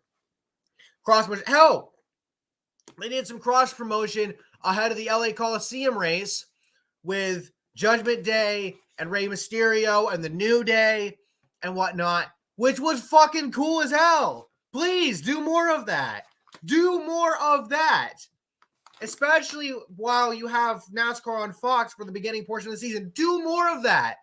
Please. Yeah, actually, you could do it both ways, honestly, because the first half of the season is NASCAR on Fox, home of SmackDown. The rest of the season is split between NBC and USA. Where is Monday Night Raw? On USA. And y'all know me. Y'all know how bad I'd want to see Alexa Bliss in a NASCAR race. That would be, Bianca Belair was out one last year with Montez Ford. I believe Charlotte or something like that. Sheamus has done a bunch with NASCAR, like, over the course of the last year. I believe honorary starter at the LA Coliseum. He was at Nashville as well. I think he was at a couple of other ones. AJ Styles and Corey LaJoy did some cross promotion when Corey LaJoy ran the SummerSlam car. All right. Grand Marshal for duel number 2. Here we go.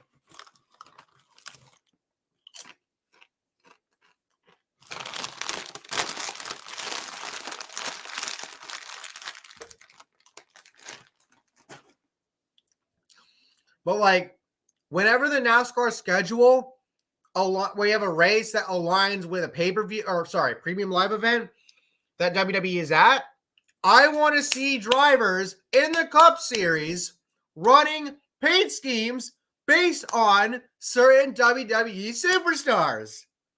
And then I want to see those cars get offered as diecast for the WWE community and the NASCAR community to come together, pre-order the piss out of them motherfuckers, get those goddamn fuckers made so I can fucking review them, because you know damn well I want to do that. And I'd have a shitload of fun doing that. Just imagine the reaction on some of these guys' faces seeing a NASCAR Cup car with their likeness on it. That would be fucking awesome. And it bothers me. I don't even know if this was the SummerSlam car from last year even ever offered. Like, dead ass. I could not fucking remember off the top of my head if Corey LaJoie's SummerSlam car was offered last year. If it wasn't, that's a fucking crying shame. Because it should have been. I get that was more Peacock than WWE, to be honest, because SummerSlam, but still, make this a thing. Please. I need WWE cars. I need WWE NASCAR diecasts in my collection.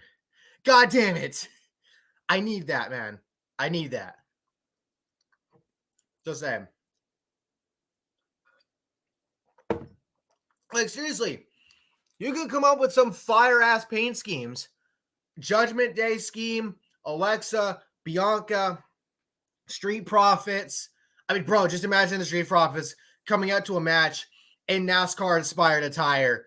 I need that. A Bloodline car, even if the Bloodline's not still a thing by then, you can do that if you want. You know, just, yes. Those are the two things I need the most. More WWE crossovers with NASCAR and more Monster Jam crossovers with NASCAR. Need that. Need that. Absolutely need that. Please and thank you. Please and thank you.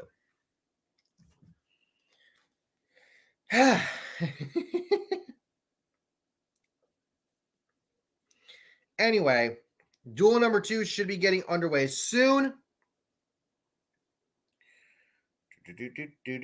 Checking the Twitters.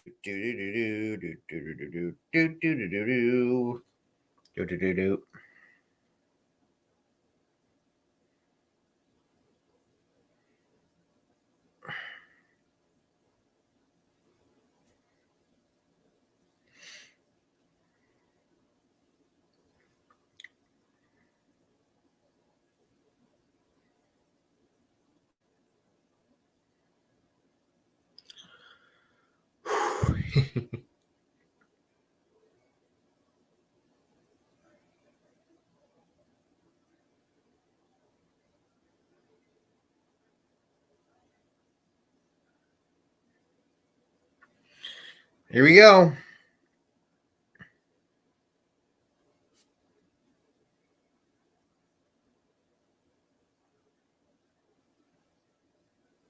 Got the tweet set up, so put out.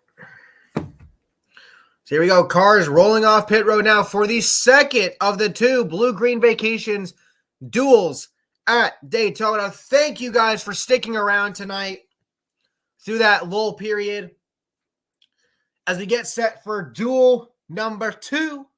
Number 2. It ain't no codename Kids Next Door. We talking number 2. There's the Travis Pastrana car. 11-time X Games gold medalist. As mentioned before, he's been involved in Monster Jam. He even ran his own goddamn truck. That's the cool thing, is when Pastrana 199, I think this is more with the Nitro Circus truck, but regardless. Actually, no, it was at the World Finals. Pastrana 199 ran racing. They changed the body to Nitro Circus, and Pastrana ran it in freestyle. And then later, when Metal Militia became a truck, years later, Brian Deegan, father of Haley Deegan, who was in the truck series, he ran that truck sometimes as well. It's cool to see, man. It really is. And again, I need more Monster Jam and NASCAR crossovers. I fucking need it. You got Camden Murphy, driver of Bakugan Dragonoid, occasionally running in the truck series. Kevin Harvick 2 years ago ran the Gravedigger scheme at Nashville. Like, bro, I need more crossovers like that. I need it. Please. Holy shit, man. Like, seriously, I want it so bad. I really do. You know, like, just imagine some of the paintings you do. Kyle Busch in the 8 car, maximum destruction. Tell me you wouldn't want that. Tell me. Because if you say that, you're lying. Just saying, you're lying. And there's plenty of others, man. That's like the one that I can think of off the top of my head since they've already done the Gravedigger one. But yeah, there's that. Again, Pastrana, you can do the whole Nitro Circus, Pastrana 199 Nitro Circus thing. That'd be cool. Hey, Noah Gragson, let's go. You know, it's just, yeah.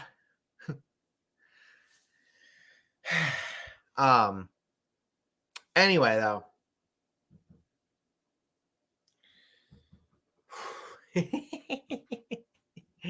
So Riley Herbst, he will be making his first Daytona 500 start regardless, being in the Rick Ware 15, but which is pretty cool. So, but I'm interested to see how he does here.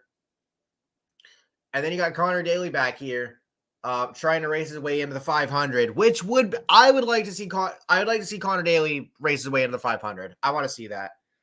I think that'd be really cool. So you got the open teams.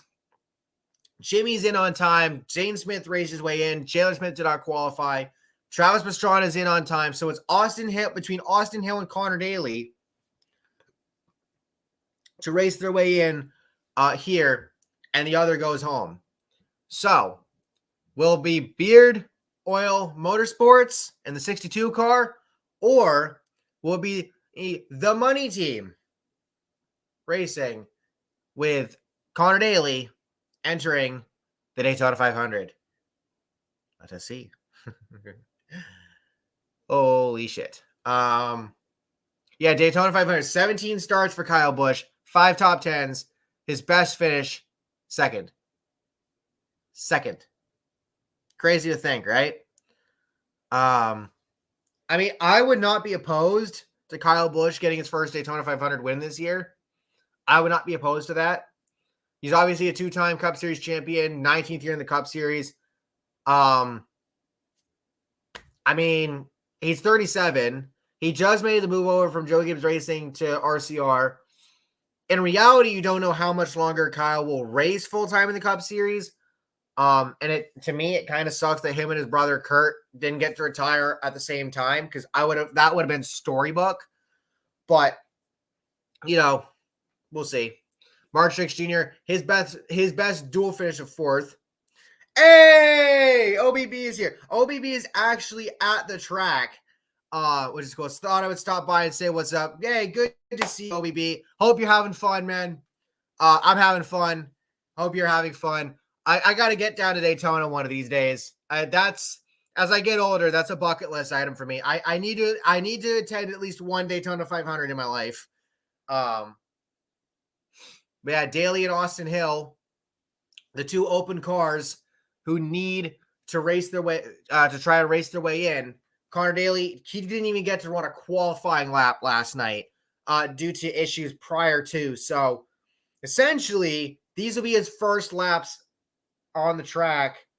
You know, and as they look at as they post his IndyCar stats, 97 IndyCar starts. Belle Isle, his best finish in that series is a 2nd place finish. But yeah, so it's just like this race could have a little bit of everything. God damn, Connor. Oh my god. Holy fucking shit, Connor. Is the rear end of your car all right, sir? God damn. Fucking bouncing up and down like a basketball. Jesus. Bro, something might be fucked in that car, bro. God damn. I mean, we'll see. It seems to have. Yeah, watch this replay as he comes out of pit lane. Yeah, it's something. It's like it's something on the left the left rear side. I don't know if that's like it's still bouncing, for crying out loud. God damn, bruh. Hopefully it doesn't fuck him up. We'll see, though. But that being said, if we go down the backstretch here, heading into turns 3 and 4, pace car should be coming off soon. This is going to be fun, man. This is going to be fun. Oh, boy. There's Eric Almirola. Of course, he's come close to winning the Daytona 500 before. Got wrecked by Austin Dillon in 2018 while leading, which gave Bubba Wallace his first second-place finish in the Daytona 500. Of course, he finished second last year as well. But with that being said, Kyle Larson leading the way once again, 60 laps, 45 mile per hour pit road speed, fuel window 38 to 42 laps. Pace car is going to pull off here momentarily. There we go. Pace car is off. And the second of the two Bluegrass Vacations duels at Daytona goes green. Get that.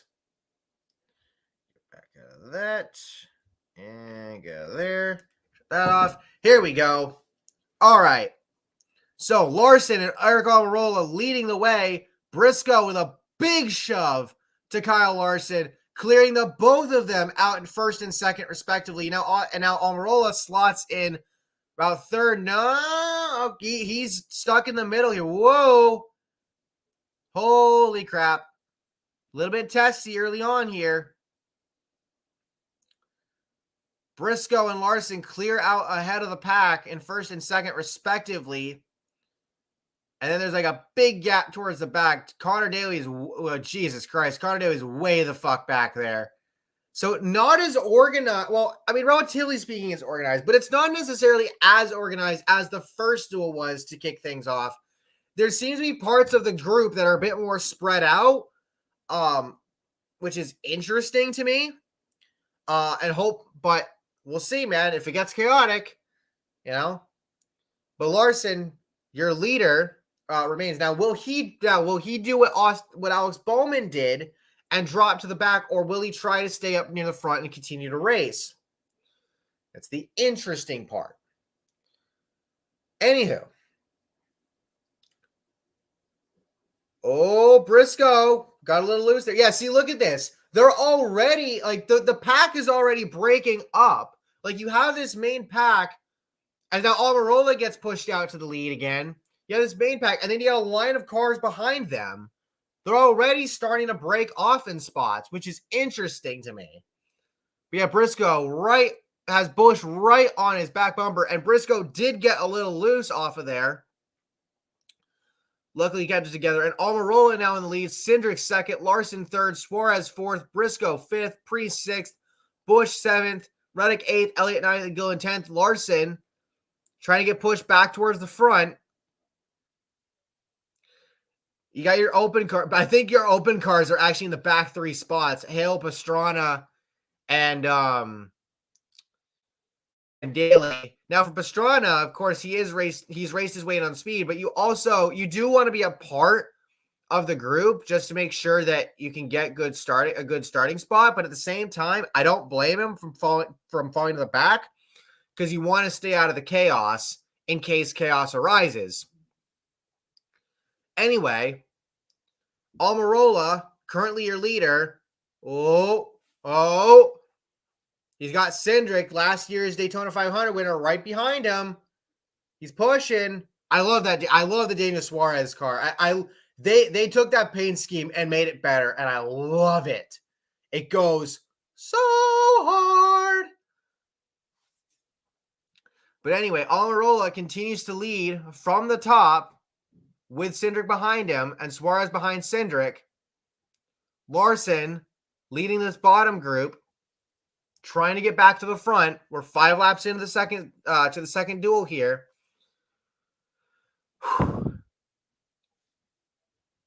And now here comes Larson. Here comes Larson with help from Briscoe. Let's see. Ooh. I'm surprised. I mean, I think once Larson's able to get to the top, I think he might drop to the back, which would make sense.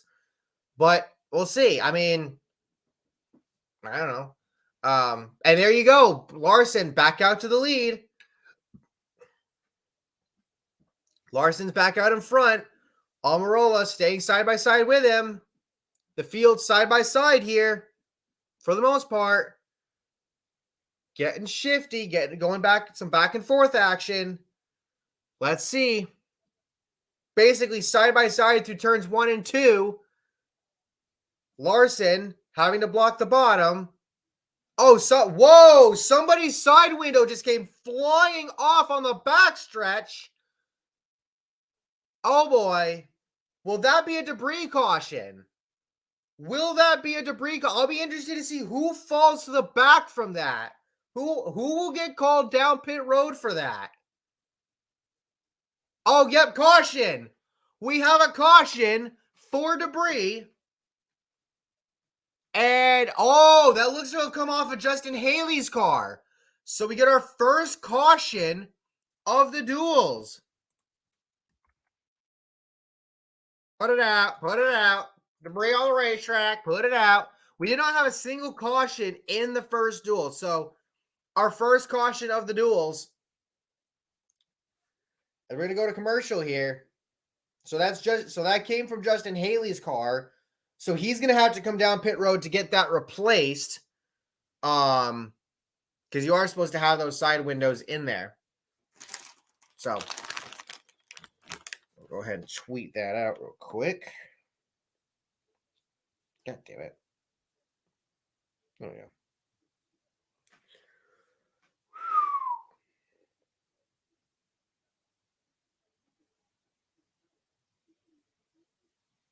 Yep, Justin Haley's right side window.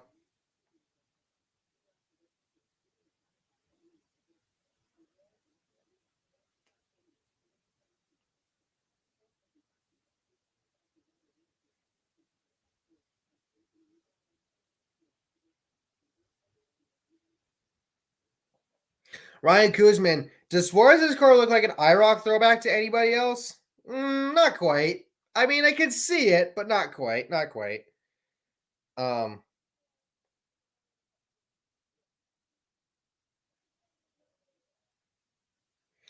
Phil Spain noticed something is sparking under the 50, so it might just be the shock.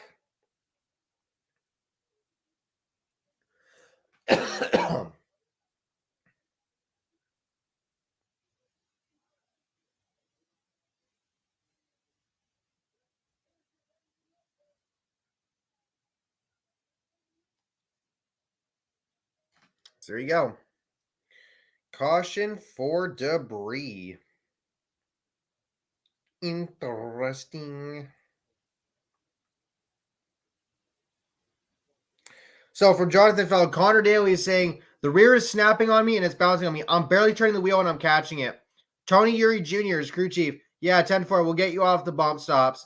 A debris caution may have saved Daly. Someone's right side window flew out. Daly likened accelerating his car from low RPMs to going over a supercross track. Well, considering Travis Pastrana is in this duel, I mean, Pastrana can be like, yep. Wondering. Daly said, and then from Brock Beard, Daly said it feels like it's driving over a supercross track. Wondering if it's the drivetrain. So it could be a shock, it could be a drivetrain, but you hate to see it for Daly. I mean, Daly could still get in the 500 if Austin Hill gets knocked out of the race, I believe. Well, we'll see.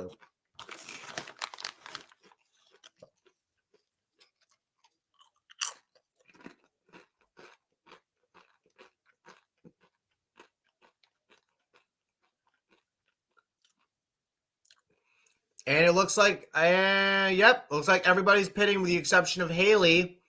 And I think BJ McLeod is staying out as well.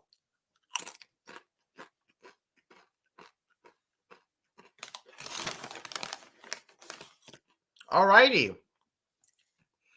So this duel is already different from the first one.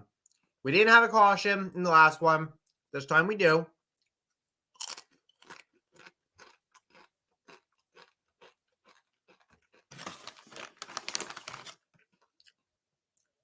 Makes for interesting pitch strategy.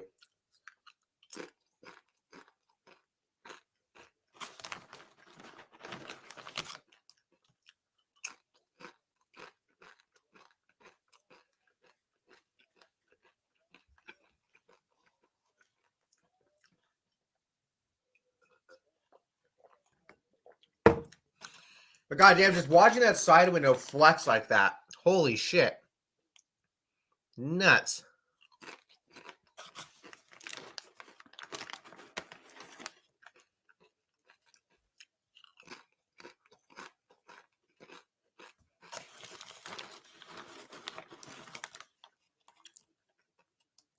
So if Justin Haley's from Winnemac, Indiana, is there a McDonald's, and does he win a lot of Big Macs there? Wink, wink.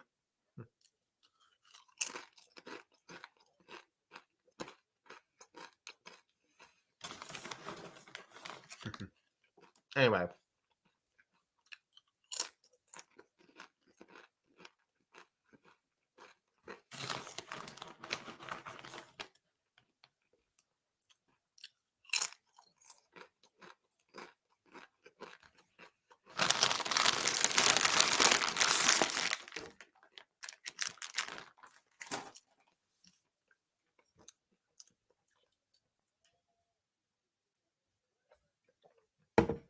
Okay.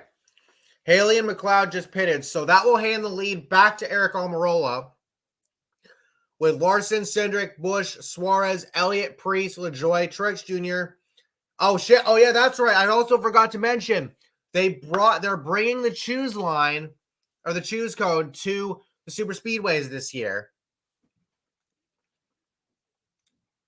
As Justin Haley gets a new side window put on. But yeah, they brought that to the super speedways this year, which makes for interesting strategy.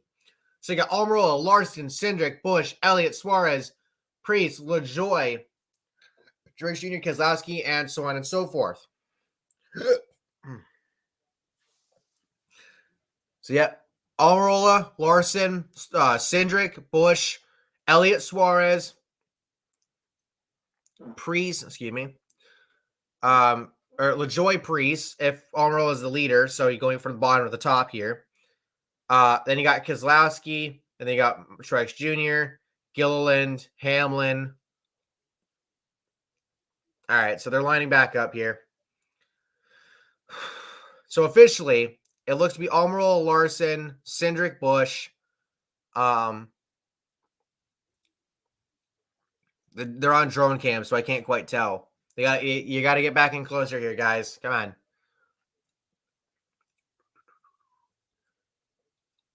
So Busch would be fourth. Elliott, Suarez, LaJoie, Priest, Truex Jr., Keselowski, it looks like. Yep, and then Gilliland, Hamlin, Gregson, Herbst, so on and so forth there. So, here we go. Pace car, is about to pull off. And he does. Reddick, you see Reddick and Briscoe towards the back there. That's quite interesting. And here we go with the restart. Eric Almirola leading them there for it. Here we go. Restart time at Daytona here in duel number 2. Almirola looks to try to retain the lead. Larson, it's the Kyle and Kyle show. Kyle Busch pushing Kyle Larson to the front.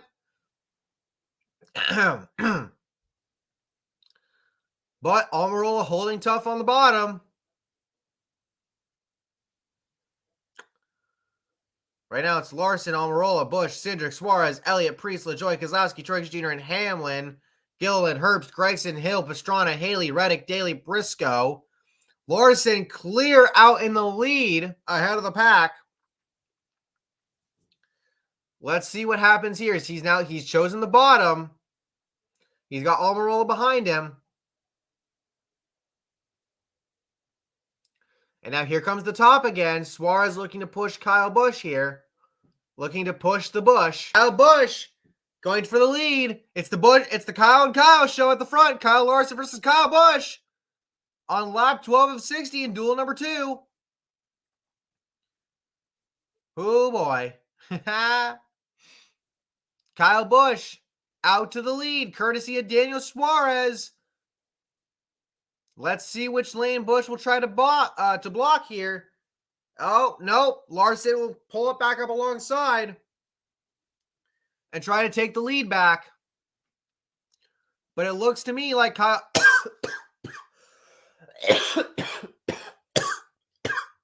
I'm okay, I promise. There we go. Busch out in front. Let's see. Does not look like he's going to get to the bottom, though. Larson remains down there and alongside. Can Busch get pushed out far enough to try and jump to the bottom? He's got Suarez and Priest right behind him. As Almirola is going to push Larson back out to the front. I'm surprised Larson, and even with the caution, I'm surprised Larson hasn't dropped to the back yet. Unlike Bowman, it looks like Larson is going to try and race it out for the time being. But that could come back to bite him if he gets involved in a wreck. We continue with the Kyle and Kyle show up here at the front between Kyle Busch and Kyle Larson at this present time. And it looks like Busch might have been cleared out enough to drop to the bottom if he so chooses. But he's going to stay up at the top right now. He's got Suarez behind him. Almirola trying to push Larson back to the front again. And he will. Clear out to the lead for Larson. Coming to lap 15.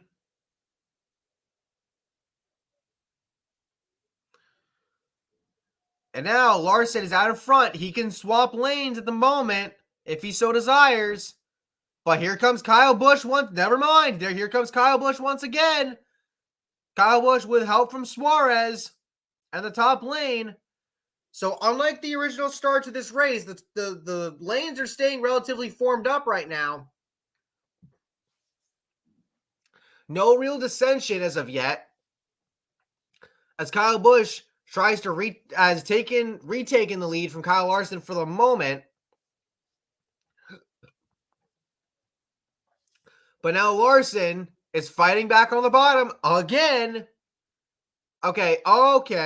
So now you got some guys towards the back who have broken up a little bit.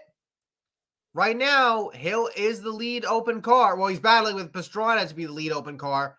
But as long as Hill stays ahead of Connor Daly, that's all that matters for him right now. That's all he needs. And there's Connor Daly all the way in the back. And now, Kyle Busch and Suarez got out ahead enough. Now they're in the front. Larson and Almirola are third and fourth, and the top lane is starting to fall apart. The top lane is starting to fall apart a bit, but guys can't get to the bottom. Let's see, can the top line stay together long enough to try to get Priest back to the front? There goes Connor Daly all the way in the back.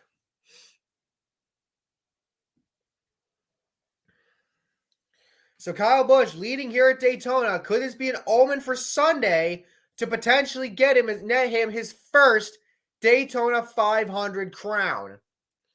For right now, he leads as the top lane, led by Ryan Preece, with Brad Keselowski, Denny Hamlin, and Martin Truex Jr. behind him, along with a couple of other cars, are trying to form up enough. They need one of these top 3 or 4 to jump over and get in front and lead the way. Whether it be Suarez, Larson, would be nice. Or Kyle Busch, for that matter, your leader. But we'll see, though. On board with Tyler Reddick here. His 4th year in Cup. Herbst up here in the 12th spot. 12th, 13th area. Right there with Gilliland. Kyle Busch continues to lead, and we are going to commercial. Woo! Woohoo! Anyway. Yep, commercial. All right.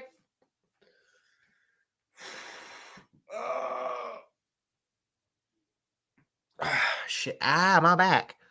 But yeah, as I talked about earlier, and if you aren't already, make sure to like and subscribe and turn on post notifications so you don't miss out on future videos and streams, because I have a bunch of content coming out.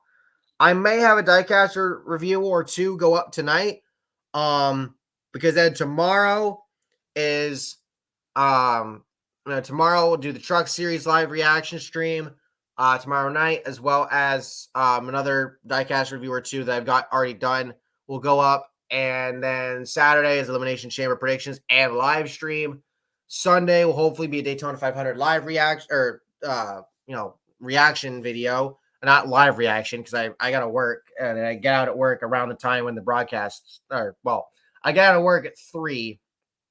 Broadcast is set to start like 2:30 or so. So hopefully the race doesn't actually start until after 3, but we'll see.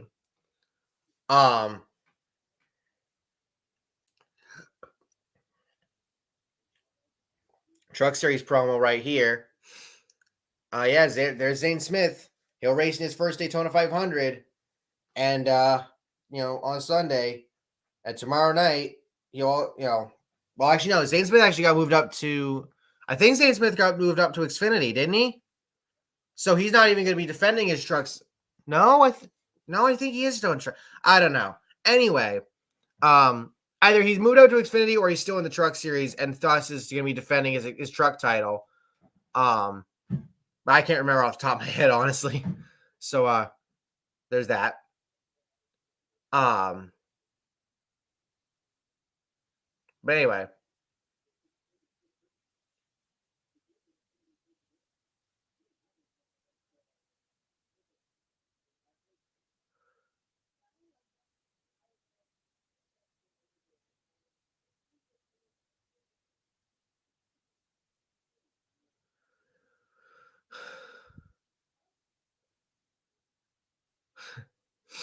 $10G.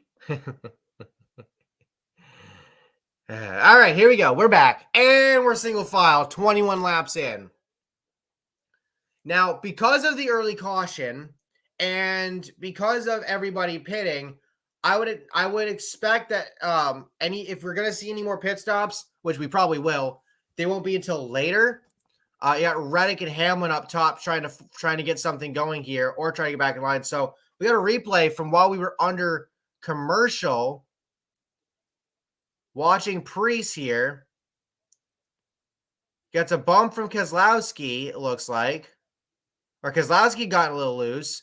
And then here on the back, whoa! Okay, Priest wicked loose. Keselowski shoving him.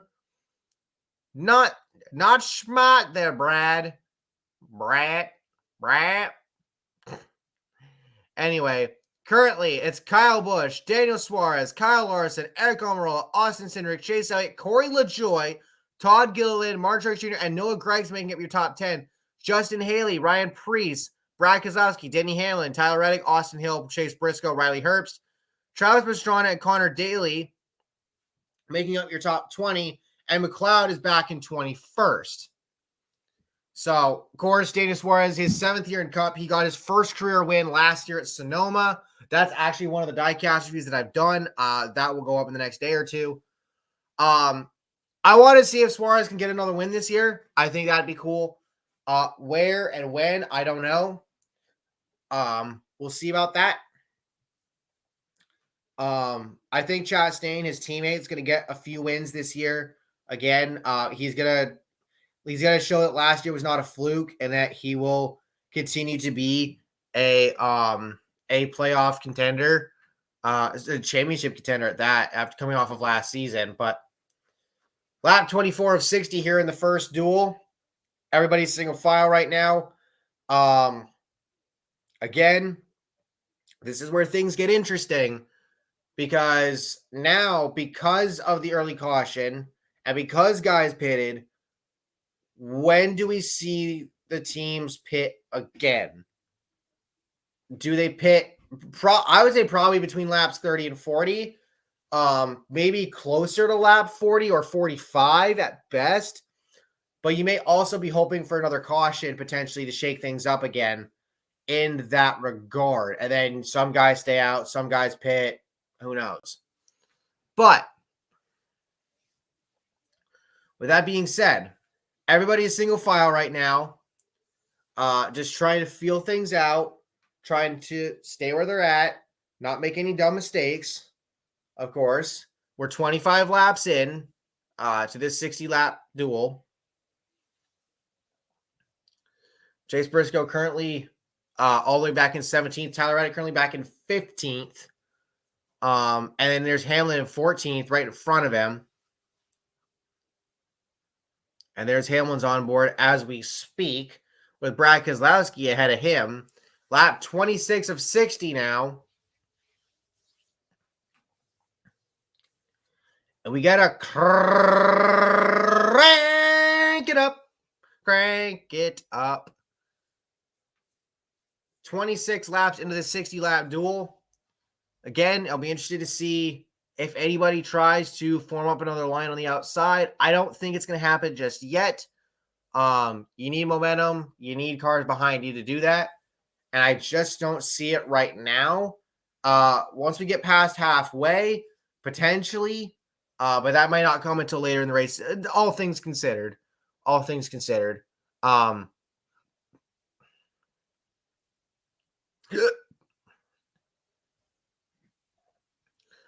for right now, for all these guys, you're just hoping everybody stays in line, stays where they're at, and you kind of just go from there. Hamlin falling back a bit from Keselowski.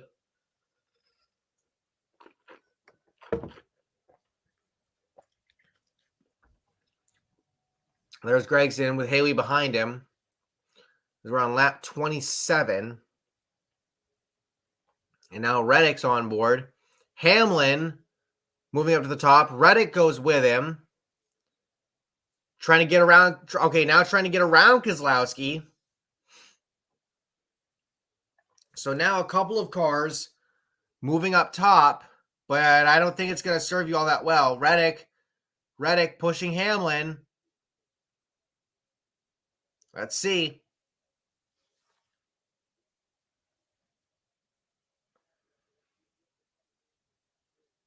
And now Hamlin drops in line ahead of Keselowski. All right, so you got a few cars up near the top. Up near the top lane, that is. But not enough to really get anything going. And now Briscoe's lined up behind Reddick. And they're going to probably follow the back here. Connor Daly nowhere to be found. As right now, as we now go Fox side by side. Lap 28. Make that lap 29 of 60 here in duel number 2. Kyle Busch remains your leader. Suarez, Larson, Almirola, Cindric, Elliott, LaJoie, Gilliland, Truex Jr., and Gragson making up your top 10. Briscoe still stuck on the top after Hamlin had gotten back in line. But this is what you're waiting for. You're just waiting for that errant bump, that errant little bump as Elliott's on the back bumper of Cindric, to where somebody gets spun out, somebody gets taken out, something chaotic happens to potentially shake up the field. We will see what happens. But lap 30 of 60, halfway through, and I think they're actually coming up on Connor Daly to lap him.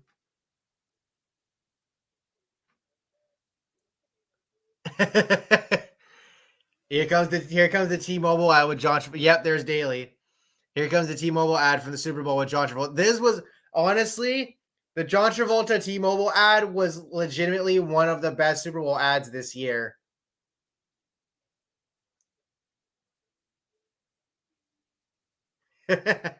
As Daly is going to get put a lap down here. So again, for Connor Daly, you need Austin Hill to run into issues if you want to make the Daytona 500 at this point in time.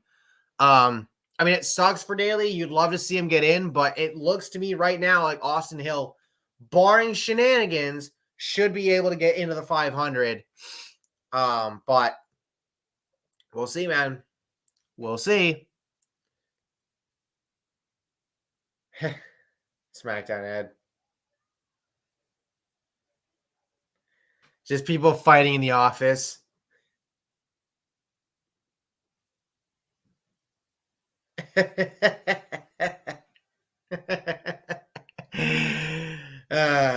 I'm hoping to go to another WWE show this year. I had so much fun.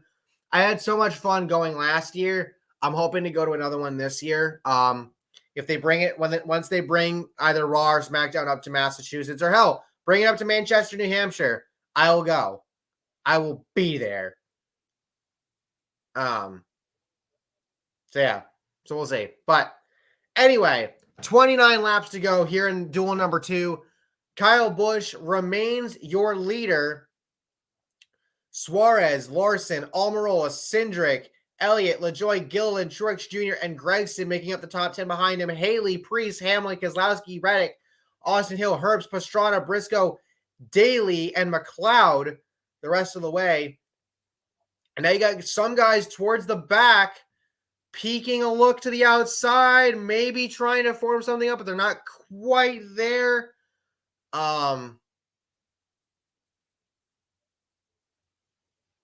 So we'll see, though. And again, because we had the early caution and the early pit stops, there's that question of, will these guys pit again? Honestly, I don't know if they will. Maybe unless there's a caution. If we get another caution, maybe. But otherwise, I don't foresee another set of pit stops in this duel. Potentially, though. Potentially. It all depends on gas and stuff. But currently 28 laps to go here in the stage. Briscoe heads towards the top as we look on board. Priest moves up with him to pass Pastrana out back right now. But not enough cars to really get anything going. And Briscoe's going to kind of stall out up there, stay side by side with Pastrana as Kyle Busch continues to lead the field.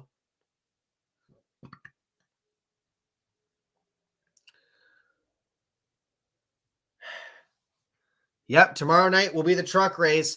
Coverage beginning at 6:30. Race starting around 7, or race broadcast starting around 7:30. I will be doing a live reaction stream tomorrow night for that. So make sure you, once again, that you are to like this stream, subscribe to the channel, and turn on post notifications so you don't miss out on any of the future content coming up the rest of this week and weekend. And yeah.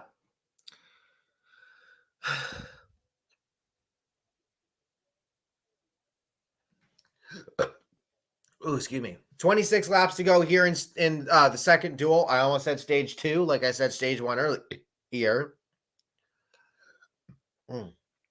Excuse me. Also, make sure to check out the content, the predictions I put up for this season, as well as Road to Revenge Part 10 Elimination Chamber. If you haven't seen any of the previous videos in the series, go watch those as well before you get to that. Would be appreciated. As we head through turns 3 and 4 here, coming to 25 laps ago. All right. So you got Keselowski, Reddick, and Hamlin up top trying to get something going here. They've got some speed, but they need some guys to help to join them to try to make a run at the front. 25 laps to go. And now Hamlin and Keselowski move back in line. Reddick getting left out to dry a bit here. So he's going to look to have to try to slot in behind Priest. Nope, not going to be able to. He's got Austin Hill right there. Hamlin with Keselowski. And now Priest is going to stay up there. So now, okay, nope, now he moves back down to the bottom. Okay, all right. 25 laps to go here in the second duel. Hamlin trying to make some moves up through the field. But right now it's Kyle Busch, Suarez, Larson, Almirola, and we're going to a replay.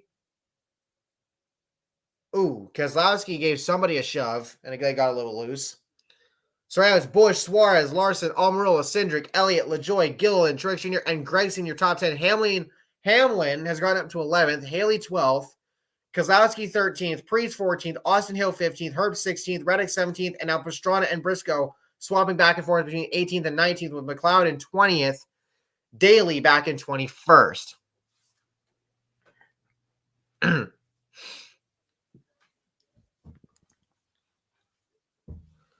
So Austin Hill right now, without shenanigans, if shenanigans do not ensue, he will make the Daytona 500. And now Hamlin and Haley going to get around Gregson for the 10th and then 11th spots, respectively. Gregson doesn't quite let Haley get back in line, though.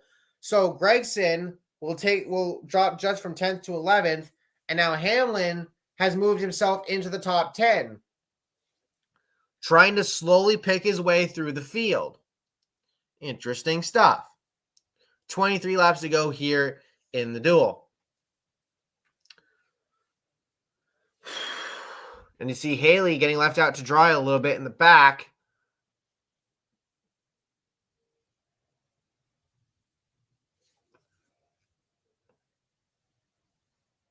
Coming to 22 laps to go here in stage, god damn it. Why do I keep trying to say stage? Coming to 22 laps to go here in duel number 2. Busch continues to lead. His best day, for Truex Jr., his best Daytona 500 finish in 18 starts is a second place, and we know where that comes from. His close nail-biting loss in the Daytona 500 a handful of years ago to Denny Hamlin, the first of 3 in like 4 or 5 years that he's won so far. Can he add another one this season is the question. Kyle Busch continues to lead this race. Daniel Suarez stuck in a Kyle sandwich between first and third. Corey LaJoie, best finish 5th at the 2022 Atlanta Spring Race, which was neat. Oh, okay. Whoa. Hamlin picking off several spots. Elliott and LaJoie end up out of line. Okay. And now Hamlin, Elliott, and LaJoie losing spots. So all the progress that Hamlin just made, something just happened here. They went 3, almost 4 wide. And now with 21 laps to go, less than that actually, now all 3 are starting to fall backwards. Elliott gives a shove to Hamlin, as you can see from Hamlin's onboard. Suarez right up on Kyle Busch's ass up at the front. Oh, Busch got a little bit loose again. Suarez is right there. He is right there on Busch's ass right now. 20 laps to go here in duel number 2. Will chaos befell the lineup? Elliott pushing behind Hamlin as they continue to fall, and Suarez right behind Busch.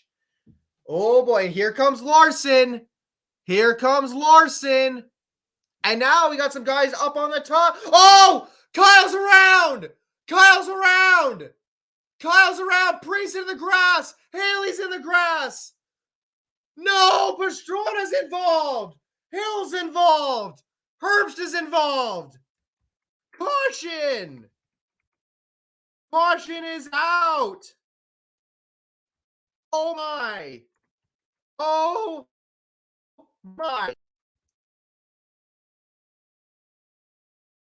Wow. Wow, bro. Wow. Yeah, what'd I tell ya? One wrong move. That's all it takes. How the hell did Keselowski and Hamlin not give up? Oh, Gregson got in the grass a bit. Wow. God damn. So for the cars that were involved, I would say a good portion of them are probably going to backup cars. God damn.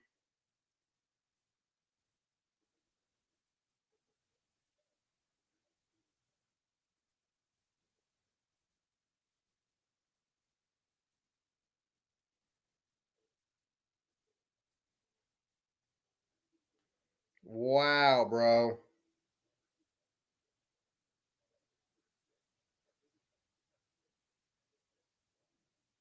Ouch. Big ouch. Goddamn.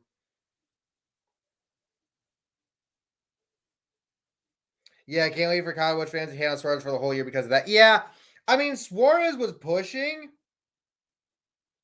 Kyle Busch, those fucking assholes. Prime Kyle Busch already. Here we go. Austin Hill saying it broke bad. Right front suspension. I don't have second gear. It won't. Team said it won't take much to get in this thing if we can get it going. Oh boy. Aggressive goes around, Jet Kraus. Yep. There you go.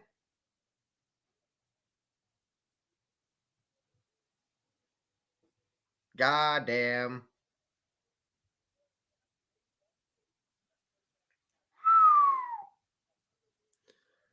Holy shit.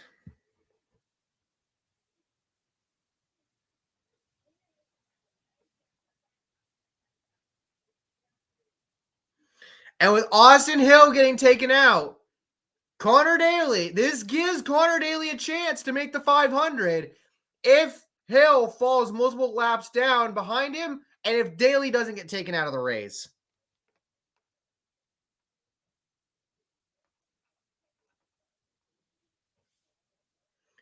I mean, I'm not necessarily a fan of the fact that Suarez was being aggressive, but at the same time, I mean, why not, man? Fuck it. Let's go.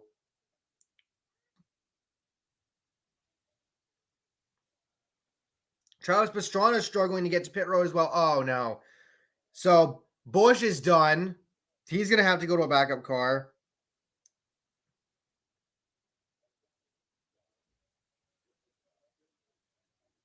Austin Hill's on pit. So Kyle Busch, Riley Herbst, Justin Haley, Ryan Preece, Austin Hill, Travis Pastrana. Thank God he's in on point. Thank God he's in on speed. Oh my God, Herbst. So let's watch this again real quick.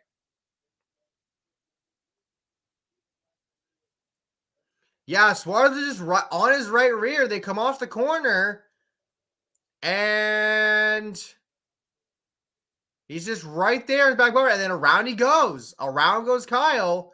Somehow Keselowski doesn't fucking T-bone him. How? I have no idea. Yeah, Busch just got turned. He just got yeeted. Smacks the wall right there. And then watch this. Watch this right here. How the hell does Keselowski not get involved? Preece goes flying into the grass. No contact. Haley. Oh, so Pastrana got in the back of Hill, and it caused the both of them to get into Herbst to try to avoid that wreck. And now we got cars pitting. Darian. Holy fuck. All right, hold up. Yeah, Pastrana Arca break the 62. Holy shit. Yeah. Damn, bro. Damn. Yeah, Suarez was pushing him for like nearly 3 laps and was pretty aggressive too. Oh no. Suarez. And then to add insult to injury, Suarez slid through his pit box. God damn.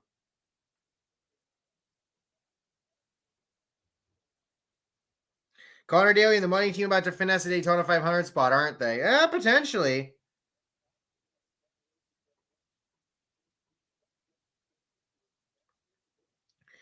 Kyle Busch and Riley Herbst are done for the night. Austin Hill still on the racetrack. 17 to go. There's Daly. Austin Hill saying bouncing really bad, swerving back and forth. It feels really bad. Oh boy.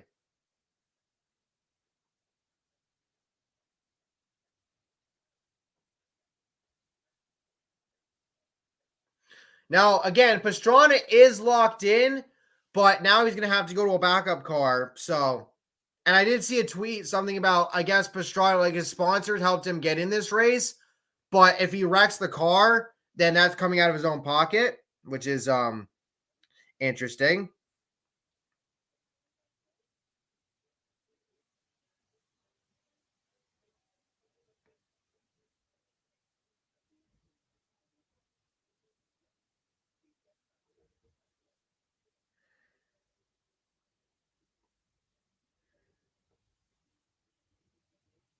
And Austin Kineski with the Black Flags Matter level jinx saying that he felt Austin Hill was going to make the 500. Oof.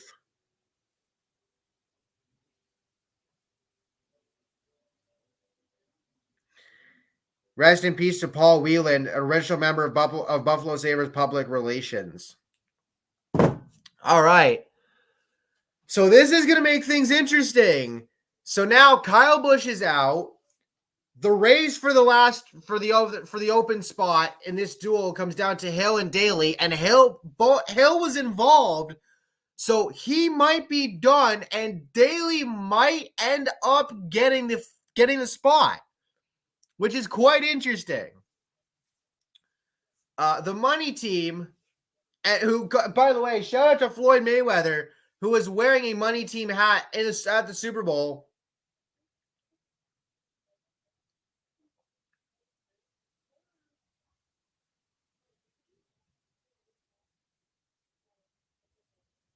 I like that ad. Holy crap, man. All right. So now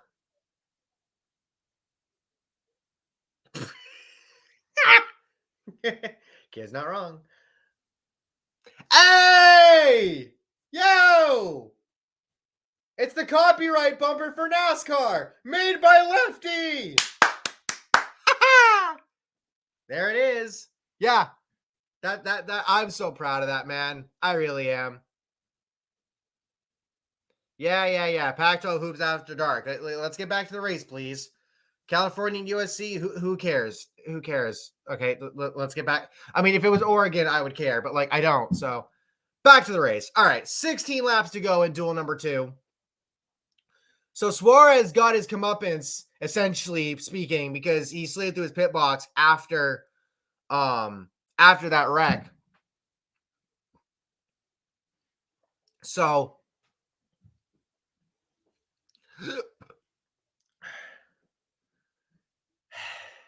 75 years in NASCAR, man. What a year. Jimmy. Ricky Craven.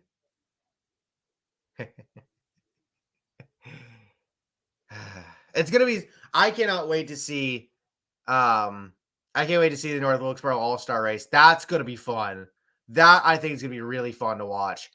So now we're down to 15 laps to go, still under caution here at duel number 2. Will we see more chaos? Oh no, Austin Hill to the garage. His night might be done. Wow. So that means Connor Daly's in. If Austin Hill cannot make it back out to the race. Wow. Oh, Kyle Busch interview. Let's see.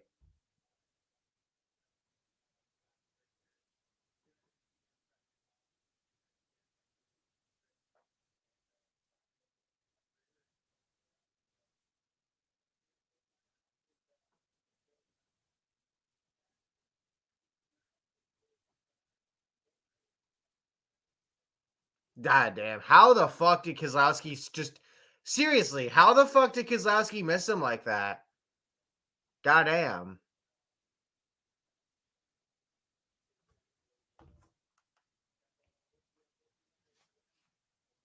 Led 28 laps, involved in that wreck.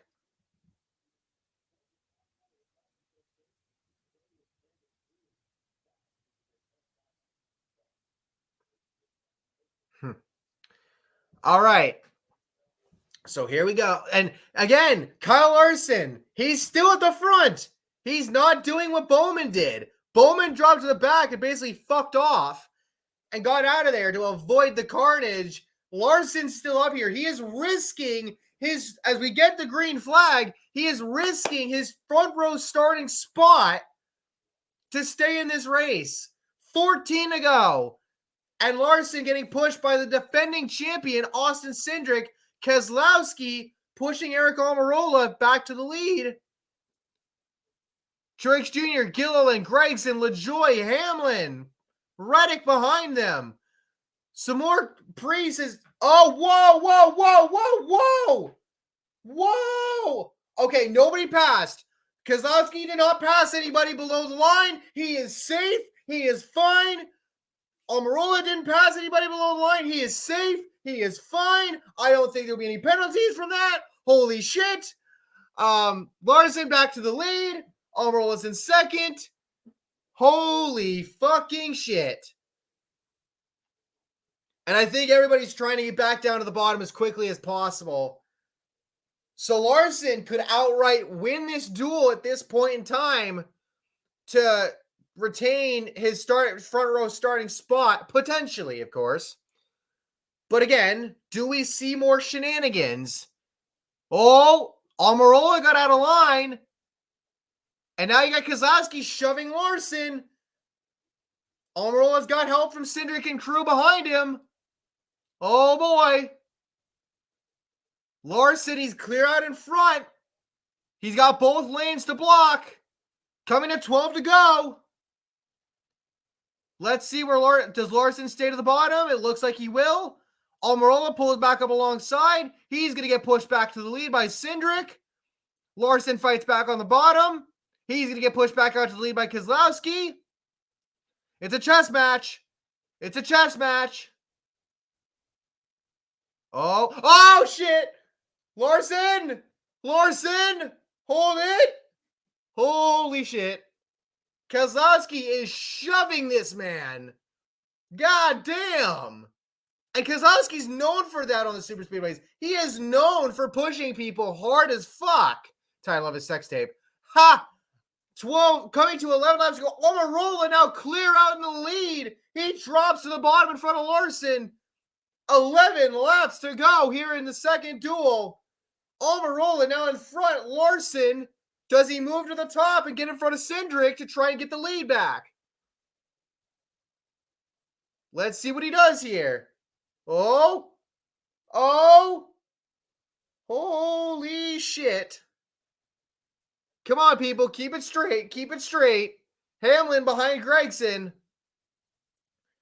Larson still behind Almirola. If I'm Larson, I'm moving up to the top. I want that lead back. I mean, it's not going to matter necessarily because Larson is still locked into the front row unless he gets wrecked. But still, like, if you want to fight for the lead, you might want to move to the top here, bud. 10 to go. 10 to go in duel number 2. Let's see. Holy crap. That wreck changed a lot. That wreck changed a lot.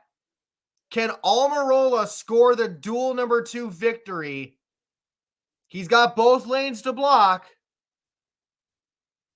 A lot of pushing going on. It's going to make the Daytona 500 very interesting with this dynamic and with the way these cars are set up with the front and rear bumpers. All the pushing. And again, Kyle Busch just gets turned. Whoa, shit. Jump scare on the transition to Cindric's rear bumper cam. But like with the pushing and shoving, you can easily get turned right, you know, depending on where you're at. And Kyle Busch just showed that. So we'll see. 9 laps to go, though. 9 to go here in the second duel. Almirola remains out in front. And now Cindric's getting pushed out to the lead. Gilliland, look at this. Gilliland with LaJoie behind him. Cindric, your Daytona 500 defending champion, getting pushed out to the lead by Todd Gilliland, who's got something to prove. Oh, shit. LaJoie went a little high. Got a little loose.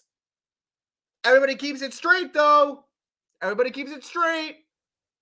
Almirola, a man who's nearly won this race, won the Daytona 500 before. As we got a Pastrana interview here.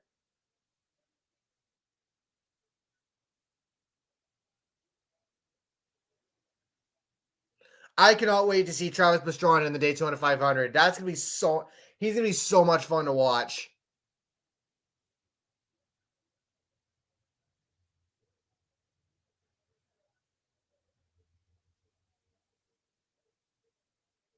Now, you can't really see everything, Pastrana, because the broadcasters don't fucking show everything. But anyway, Oh, shit. Going and Larson got a little close there. Whole lot of movement going on.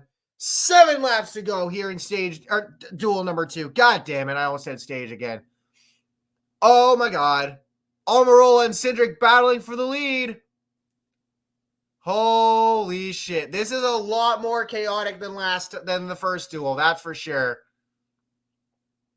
Can Almirola hang on? Will the Daytona 500 defending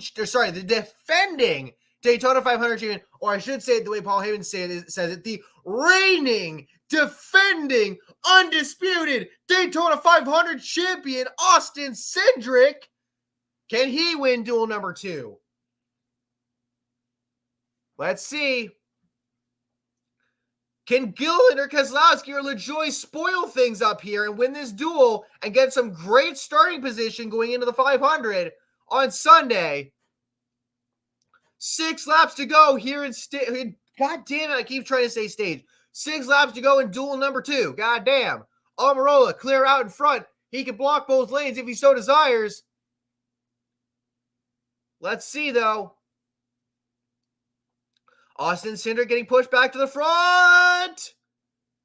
He's going to get pushed back out to the lead. Back to the lead. Is he clear enough to drop down? He is.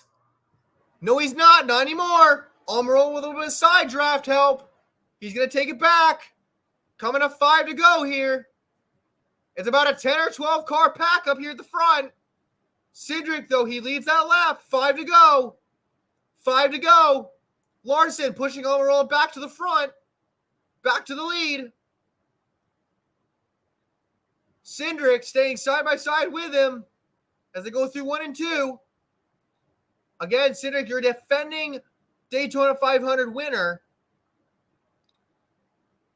Larson all over the back bumper of Almirola. Gilliland all over the back bumper of Cindric as they go through turns 3 and 4 practically side by side. Almirola ekes out in front by half a car, but Cindric fights back on the top side. He ekes out by half a car. Coming to 4 laps to go, and it's a dead goddamn heat. Cindric leads that lap by just over half a car. Now a full car length ahead, thanks to some help from Todd Gilliland. Will Cindric drop to the bottom, or will he stay up on the top? For right now, he's staying up at the top as Almirola looks to gain some ground back. 4 laps to go here in duel number 2. 4 to go. Here comes Almirola again. Here comes Almirola again, but there's only 4 cars on the bottom. The top lane has the majority of the cars. Gilliland pushes Cindric out to the front. They are clear out in front. Can Gilliland steal this duel victory from Austin Cindric? Coming to 3 laps to go. 3 to go in duel number 2. Austin Cindric in the lead. Todd Gilliland in second. Almirola third. LaJoie fourth. Elliott 5th, Larson 6th, Suarez 7th, Keselowski 8th, Troy Jr. 9th, and Priest 10th. Oh, Cindric out in front. He can block both lanes. Oh, shit. A little bit of chaos. Oh, okay. Cindric back to the top. Back to the top. LaJoie. Oh, Cindric loose. Cindric loose. LaJoie pushing. Gilliland's now in the lead. Gilliland is now in the lead. Gilliland is now in the lead. Coming to 2 laps to go. Can Todd Gilliland hold on to win the second duel? Oh my God. Holy shit. 2 to go. 2 to go. Can Todd Gilliland, after being announced to come back for the full season and then getting shafted by Front Row, replaced in 6 races by Zane Smith, and no offense to Zane Smith, all the offense to Front Row. Can Todd Gilliland hold on? His best finish in the Cup Series is a 4th at the Indianapolis Road Course last season. Can Todd Gilliland hold on and win the second duel? Can he get to the white flag and hold his spot? Oh my God. Connor Daly looks to finesse his way into the Daytona 500, courtesy of Austin Hill being involved in that previous track. Here we go. Almirola to the top, though. Almirola up top. Coming to the line. Credit 1 lap to go. Almirola eats that lap out in front of Gilliland. We're side by side. Almirola, Gilliland, they're battling. Oh my God, oh my God, oh my God, oh my God, oh my God, oh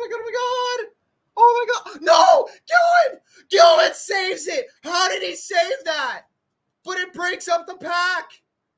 It breaks up the pack, but Gilliland with an amazing save. Almirola, Cindric, LaJoy, your top three. They've broken away. Can LaJoy push Cindric to Almirola, or will Almirola hold on to win? Oh my God, coming through 3 and 4. I don't think they're going to have enough. Cindric, he's not going to catch him. Almirola will take this duel number 2 win. Oh my God. Wow. I was on the edge of my seat.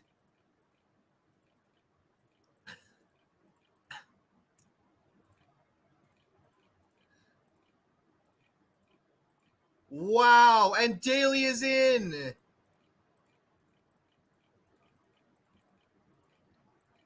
Wow. Oh my God. I was on the... Bro, I wanted that for Gilliland so bad. Oh my God. Wow. What a way to end it.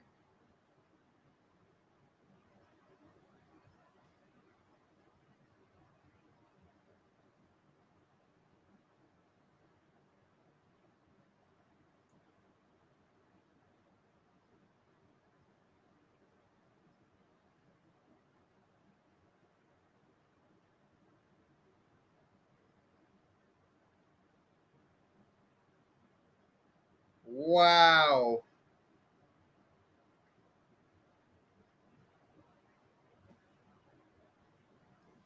Oh my God. What a goddamn save from Todd Gilliland.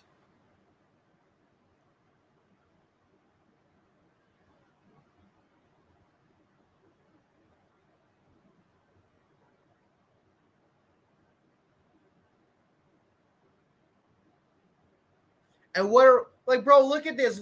Lorson almost spun Gilliland, but Gilliland, how in the hell did he save that? Legitimately, how in the hell?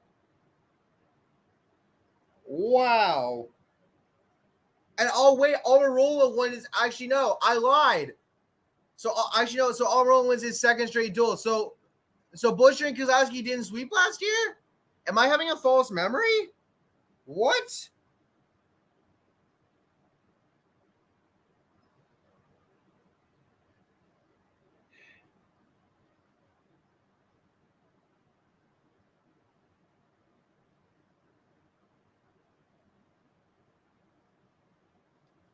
Wow, bro. Yeah, I agree with David Land. Todd Gilliland did look impressive. Holy shit.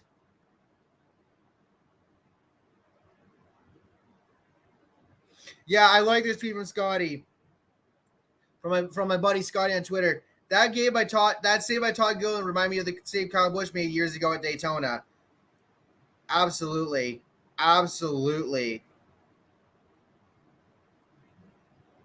Wow.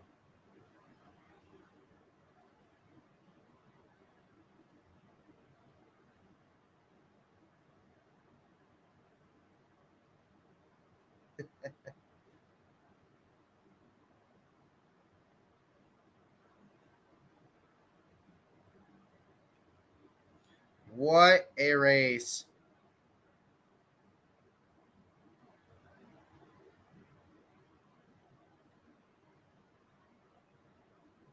So your unofficial top 10 starters for the Daytona 500.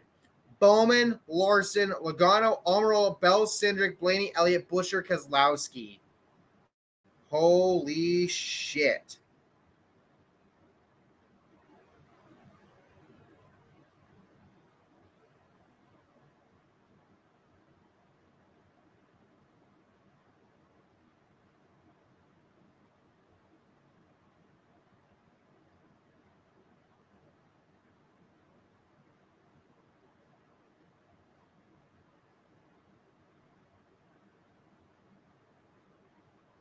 Okay, so it's Almirola's second dual win in 3 years. He won back in 2021, so I was right.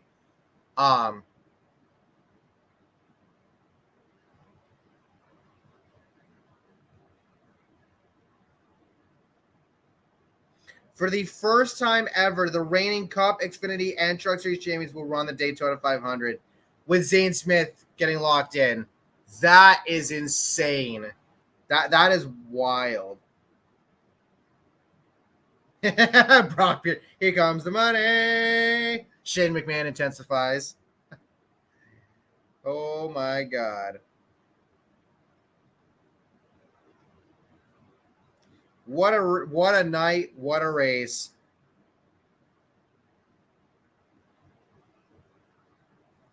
All right. Well, with that being said, thank you guys for watching. I hope y'all enjoyed. I will catch y'all tomorrow night for the Truck Series season opener at Daytona. NASCAR's back, baby.